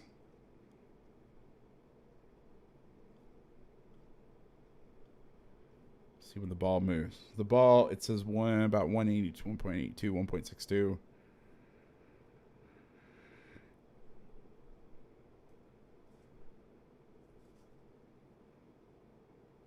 Stop.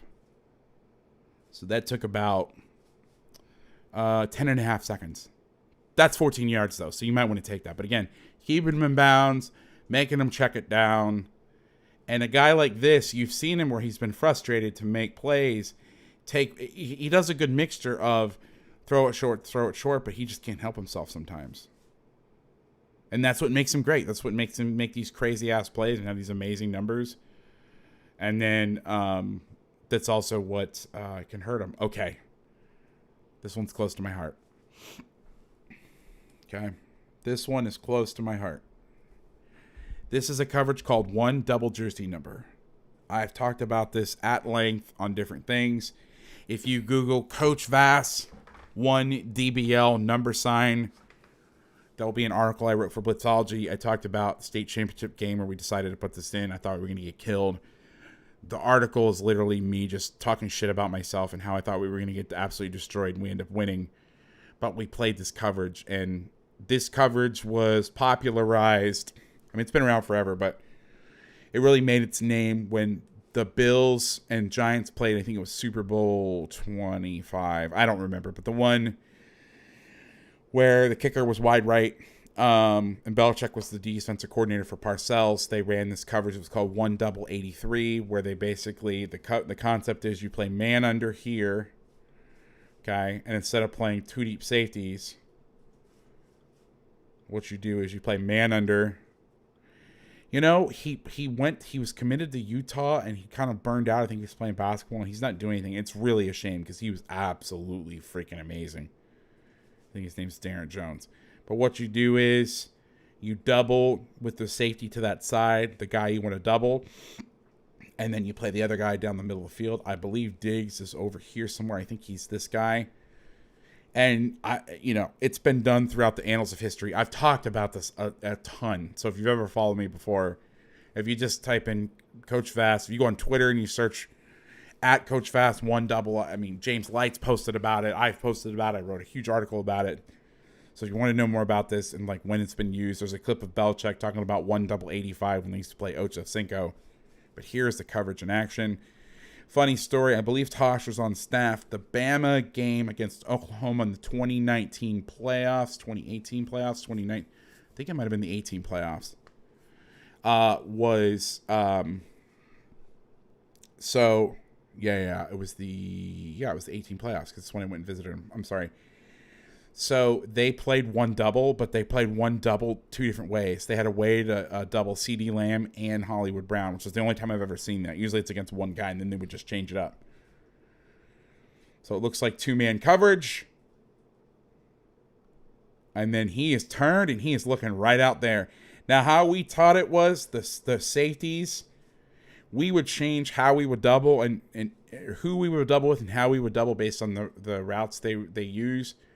So for a small guy that likes to outside release, or a big guy that likes to outside release, maybe we put him inside, we make him run outside, and we get this guy way the hell out there. You can outside in bracket, but usually we would play inside leverage, we would play inside leverage on the outside. We would play divider leverage in the slot. Now, here's what you got to think about. It would change by opponent, but if this guy is going to double real wide, and here's the tip if you're ever thinking about putting this in, and I've talked about this before, you don't want to get this guy too wide because what happens is you undress the slot defender. So this guy is working to go here. You get him too wide, you could sneak something back in here, and it's a problem. Okay? Another thing, if you ever want to run this coverage, one of the best things to do, let's say Diggs is their guy right here, right? So I don't know much about the Jags DBs. I don't, okay? But I call this the Dion rule, and they used to do this with Dion, I believe, the Dion principle, and it's been done with Revis, where you put your second best guy on their best guy because you're getting doubled, okay? And then you put your best guy, let's say their other great guy is over here, you take your best guy on their second best guy because he's by himself. And we actually did that when we ran this coverage. This guy was 6'8" and had 2,000 yards receiving, number one offense in the country. So we started off the game saying, no, we ain't doing Dion shit. We're putting our best guy on him, and we're doubling him. But the problem was their number two guy was like 6'2", 210, and he was awesome too. So then we turned it into a game of rock, paper, scissors. We would move our best guy all around, and so they couldn't get a target on him. But you can see him. He's driving that. Now, what I don't understand, quite frankly, is the corner's inside and he is inside. You would want him to shade outside so you could get a true bracket on him.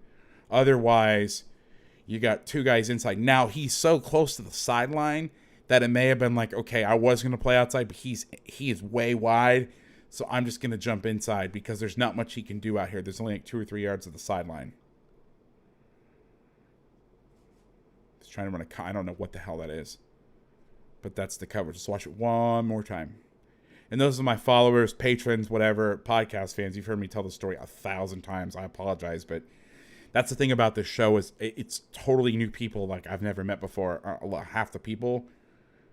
So I don't want to assume everybody knows. All right, here we got a loaded front. Now, because he is rushing, now he's threading the rush and he is gauging 74. I bet you $1 and we'll have no way of knowing. This is in the last drive.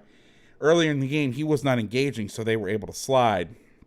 Now you can run your games over here, where you go here, around. Because you got a 3-2 slide. This 74 is not coming back. He's engaging. And Miles Jack does a great job of suckering this guy in, playing off of him, and coming around. Now they run their games. The Bills do a really good job of. This is a good job by the center. I was about to ask if the Bills still had that center from Louisville, like Eric Wood or whatever, who's probably been retired for many years. I didn't get to watch the NFL for a very long time because of my high school schedule. Right on it. No, Troy. It's cool. It's neat. It's. I get to explain the story because I know a lot of coaches right now, they're still coaching, so they're not here. This was made for a whole different audience. But yeah, no, it's fun to be able to tell some of these stories again and just from my own perspective to reminisce. So that's a 3-yard gain. You've taken away their best guy. There's a minute and a half left in the game. So they're going to run another loaded front. Here is the very next play. They're going to run one double again. Okay, this is interesting. I think this is what's going to happen. Okay, this is cool. Now, I don't know if it's because of the cut split from the X, or that Diggs is the 3. But oftentimes, when you're doubling number 3, unless he's running a lot of corner routes, you want to double with the backside guy. Because he is more likely to do that than he is to do this with all these people over here. Okay? Usually what would happen is, if you were going to run split just normal, think about this just logically. If you were trying to clear space for him, you would space these receivers out, run short routes to try to get these guys wide and sucked up so they couldn't sink off and do that. When you bunch guys in like this guy can bail outside and easily pick that up. I don't know if that makes sense or not. So when we played this, if this guy got too tight, if he was wide, if he was like here, we would double with this cat right here. We would just say, all right, you're here, you're there, we're good to go. But because 3 is so tight, for him to double from this position, he would have to line up in here from the inside. Okay? Now, here's the thing. You line your safety up here and this guy over here, they're going to know what's up. Okay? They're going to know what's up.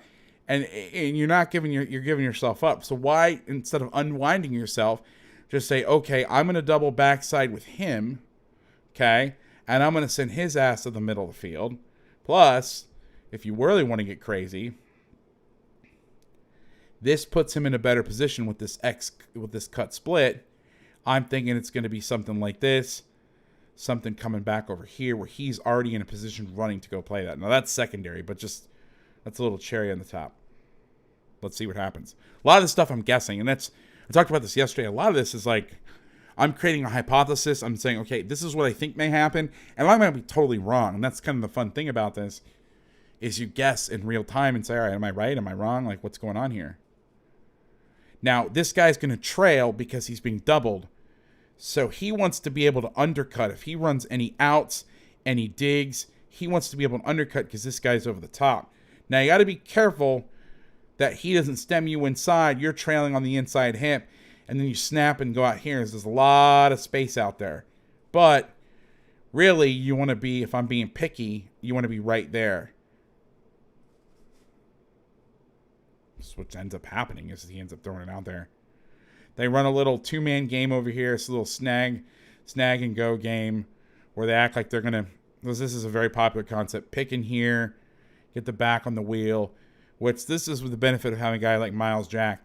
I mean, he's up in that line. He's a little bit back, but he ain't like back here. He is covering this guy in the B gap from the line of scrimmage. Now, here is, give a little preach a little bit to my coaching brethren. Okay, I've talked about the 5-0 fronts and why I love them. Okay, if they have a really good running back, or just a running back that like to throw a lot too, and you want to do the 5-0 stuff. If you're interested in the 5-0 stuff, I did a video. If you go to my YouTube channel, I did a whole package, part 1 and part 2 on the Patriots about the 5-0 stuff. Okay. Now, people will go like this. They'll put the guys inside, the backers outside. A lot of the stuff I've talked about when I've showed the 5-0 stuff is this right here. You got a backer, you got a backer, you got a nose, you got 2 ends, which is great. Okay. Now these guys are doing it differently. It's a dime package. So they got D lineman, backer. I'm sorry, D lineman, backer, and then another DB out there. Now, here's one of the things that is I would suggest. If you have a really dominant inside rusher, okay, putting him in a 0, not a winning business model, because it's the worst place you can pass rush from. You got a two-way go, but you're head up on somebody. You want to be on edges. So what I would say is, if you're not playing a dime package, or you're playing 3 down, and let's say it's D lineman, or let's say this, backer, D lineman, backer, is do that. And this is what we did. We had Keanu Williams, who was at Clovis High School. He was the number 1 4-eye on Oregon's board. putting him in a 0 and having him bull rush a center was not great. So what we would do is we would put our worst guy over the center to suck his ass up and not be able to help anywhere. Okay, because that's the worst place to be, right? We put our most athletic guy here so he could cover the back. And we will put Keanu, our stud, that was the name of his position, and he was a freaking stud, there. We'd put our end there and our end there, and now we're on edges. And because he's kind of just grabbing people, he's not really doing anything. Not holding, but like holding people up, meaning getting in their way. We would set stuff up for Keanu. So we would put him here and just have him grab, not grab literally, but grab the center and then stunt Keanu around, and everything was set up for Keanu. Talked about this before, but the Patriots used to do this with Hightower. They would call it on the field, and they would call rush 54-0, which meant we're going to get in that look, and we're going to call whatever stunt that 54 Hightower wants to run with his guys. They run the stunt. And a lot of the stuff with the loaded front stuff where it can be good. But again, so now they're 4-1 sliding again. They actually he actually steps down to make sure that it's not a 5-man pressure and then comes back out, which is an answer to this stuff. You can do that. But here becomes the problem. This guy's okay. But if this guy's an Aaron Donald, you may say, well, not everybody has Aaron Donalds. You're right. Not everybody has Aaron Donalds. But you know who does this shit a lot? The Rams. They have Aaron Donald. So you'll see this a lot. This guy's not a great place to pass protect. He looks like he's about to fly. And he's turning, and then this guy, and you're using their momentum against him. Anyway, there you go. All right, loaded front, 1 rat. So now we have a backer on the back. We have somebody on the back, somebody dropping out who's actually, we talked about last night about how to play rat if you're interested. Everything I do is chaptered. So if you're like, oh, that was great, and you click on the video and you're like, man, he keeps talking about this great video last night. It's fantastic. Shit, I want to watch this. And you click on it, you're like, holy fuck, it's 3 hours. I'm not going to go through 3 hours of video to watch this one play. You're in luck because I chapter everything, so you can skip around. You're not going to hurt my feelings. I don't expect everybody to watch all 3 hours of this shit, which is why I explain a lot of the same stories again, because this is a live stream. This is not a prepared video that's 15 minutes and packaged nice and neat, but you get a lot more out of it than I would if I put out a 20-minute video. Okay. So we got a loaded front. We have our 3 down guys there. We have our backer who's going to be the rat. He's going to act as a spy. He has the running back, and it's man underneath coverage. 1 guy deep. And I don't know what happens, but it gets through real fast. They just don't block the edge. Now, I have said this about the NFL a lot. I like the loaded front stuff. It's cool. There's other stuff that I like better, but again, I give my annual, not annual is the wrong word, what would be an appropriate word for something I would do every stream, as I give my pitch that I am a former high school and college football coach that had to move back to save my home. I'm a consultant. I'm not an NFL defensive coordinator. I'm definitely not an NFL offensive coordinator. So anything I say, take it with a pinch of salt. I'm not trying to be Mr. Negative Guy. However, I'm going to be Mr. Negative Guy for a little bit. This costs you nothing. Okay? Now, early in the game, the Jags were running a lot of Tampa 2, so it's hard to do that. And there was a snap I left off where the mic is mugged up, and then he's running down the middle of the field, and you have to run so fast, you're not in control. You're not able to break on things. So there's some issues. But just walking this guy up over this gap and playing loaded fronts, you're stressing out the offense. This guy right here cannot help on this guy right here until this guy drops, and then he's able to help. By the time that happens, it's over. Yeah, requisite Colin would be good, but I'm saying like you would say something like my annual something or my weekly something or my daily. I want to say something like every stream. Okay? Watch this. He just fucking stands here, and he's the rat. Now, I understand if you're trying, he's a spy. Everybody says, oh, spies in the quarterback. Usually it's horseshit, okay? That's an overused term that doesn't really exist. Well, I shouldn't say it doesn't exist, but it doesn't exist often. It doesn't exist in the wild. But here it actually happens. But you drop here, he is spying Allen. And by the time 74 realizes what's going on, he's got him. It's over. He's forced to be in a one-on-one situation. Okay? First of all, holy stunt, Batman. Another thing, I talked about why I didn't like the loaded fronts earlier, is if you don't actively engage this guy and drop, which I understand, if you're trying to keep everything in front of you, it's not exactly what you want to do, he can slide this way. We've talked about this. If you've been in here, we've talked about this a shitload. Now, because he is up here and just pitter-pattering and kind of grabbing like he's going to go, okay, he has to engage, which means he cannot help out here, and he cannot help in here. Okay? Look what happens. Agent 41 look how quickly he's able to get around. Bam, he's back in there. And if 91 doesn't come scot-ass free, it probably saves Allen from getting crushed because he sees it and braces for contact. I don't know if he sees Allen coming around. He is getting destroyed. Okay? Now, I don't want to go back and belabor the point because I don't even know where that clip is to find it real fast. There's 46 clips on here. That is cheap and easy. High school coaches can do this. College coaches can do this. Pro coaches can do this. And I'm sorry to Gary Patterson, who's going to catch a stray here. But I never understood doing this, and not every down. You don't want to do this every down or every third down, okay? And I know you might be saying, well, shit, it's 2-minute Vass. Well, it's 3rd and 7. But coaches that do this and line their mic up back here, and they already don't have good D linemen, and then they're not getting a pass rush because these guys are able to dual read, and this guy can check release all comfortably through the line here, and all you have to do is move this guy over here and walk up one of these guys, and you can do this out of a lot of your zone coverages. You can do it a lot of your man coverages. This is one of the first questions I ask when I consult. I get this question all the time. I'm not getting what I want on 3rd down. Well, what do you want? Obviously, you want sacks, you want fumbles, you want to affect the quarterback, interceptions, all that great stuff, right? This is the first thing. And guys, look at me sometimes like, that's it? That's what you have? How easy is that? How easy is it to do this? It just drives me nuts. This sack happens so cleanly because this guy cannot help. And that's all what it's about. Bill Belichick is the master, and I know they're only rushing 4 on this, but basically, I know he drops to be the spy and whatever, but he's half and half.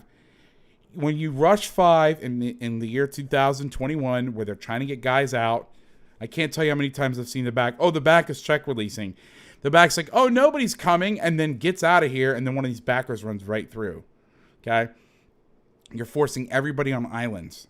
And you don't have to win but one matchup. And this is what we talk about. And I could go on a whole diatribe on this. I won't.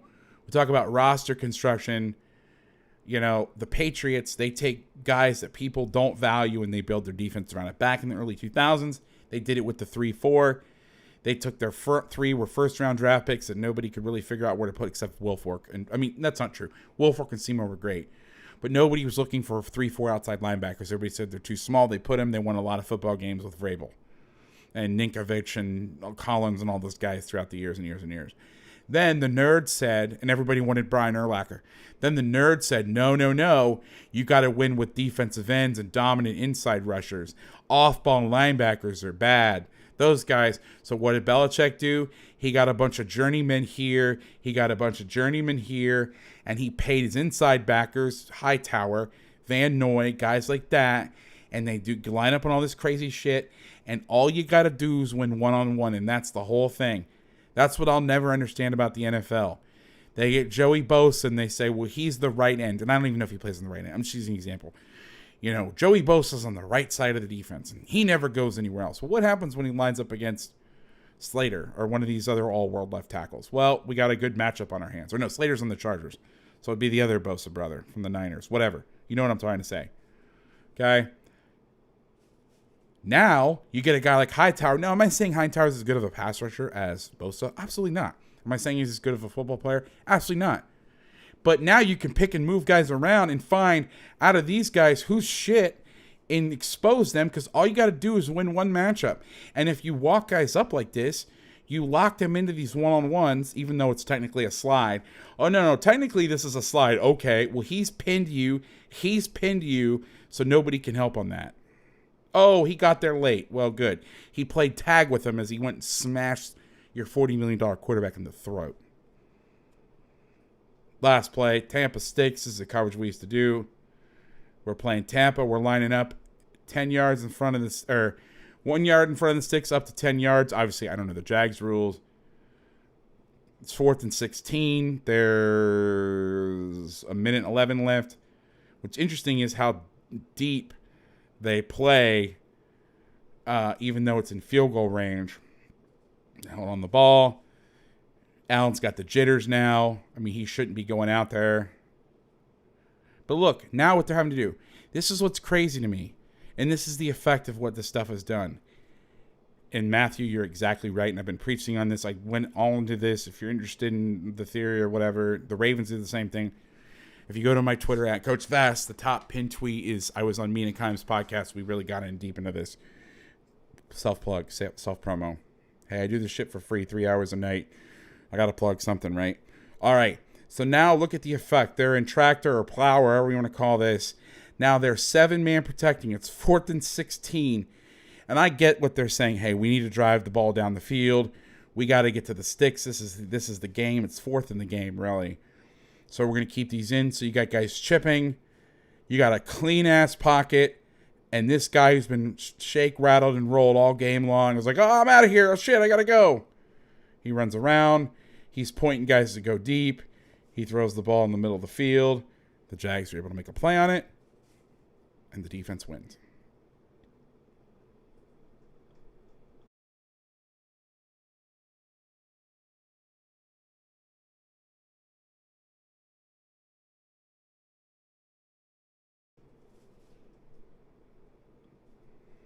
All right. Well, thank you for joining me for another bonus episode. I hope you guys had some fun. I had a lot of fun going through this stuff. I know it says Tuesday Night Football. It's false advertising. Yeah, and Troy, you're exactly right. I mean, it does help make unconventional designs easier to call. You know, he's saying, well, Hightower and Van Noy are 250 pounds. But that's my point, is they're big-ass inside linebackers. So not only are inside linebackers devalued, but really big inside linebackers are devalued. So he takes those guys that nobody wants, and not that I'm saying nobody, but Van Noy went to the Dolphins, got a payday, and the Dolphins, who ran that system, were like, we're good. He brings them right back to New England. And you build your package around that. So anyway, guys, thank you so much for coming. I'm going to have an episode tomorrow, recording a Q&A. It should be out over the weekend. Stay tuned next week. Thank you, Jordan, for stopping by. If you are new here, I apologize for the technical stuff. I'm still working that out. I have a podcast, Make Defense Great Again, which is why I think anybody knows remotely who I am, where I interview top coaches from all levels of football. You can find out more about me on Twitter. I mean, you just go at Coach Vass, and there's a bunch of links, Linktree stuff. If you're a coach, I do instructional courses. There's hundreds and hundreds of hours of me talking about shit. If you saw this and you're like, hey, this is fun to watch. I really appreciate it. I hope you guys learned something, because at heart, I'm a teacher. Even though I'm not in the classroom anymore, I still like to do it. And when I got involved in this, the goal was to help people understand the game on a deeper level. And so if I can do that, that's great. And I'm seeing conversations happening online that I didn't see before. And I've pointed this out a few times, but like, I remember the national championship game, Alabama, Ohio State, they hit the bender against cover 3, and somebody's like, oh my God, that was Tank Borland's fault. Or Tank Borland, what's Tough Borland? Tough Borland's fault, and the 3-up was 3, and the fact that anybody knew what 3-up is 3 meant, I didn't see that a couple years ago. So if I'm having some sort of small contribution to this, I am super thankful. And I'm humbled that you would spend, some of you guys have been here for 3 hours. I'm humbled that you would dedicate a half hour of your life to this, let alone 3 hours, and let alone on a regular basis. So I'm humbled. I'm honored. I'm thankful that you want to learn. If there's anything you can ever do, all my links, I totally forgot about this, are on the bottom. You can find me there. The replay will be up. I got to make it fancy since I screwed up the first broadcast. Thank you guys, and have a great night.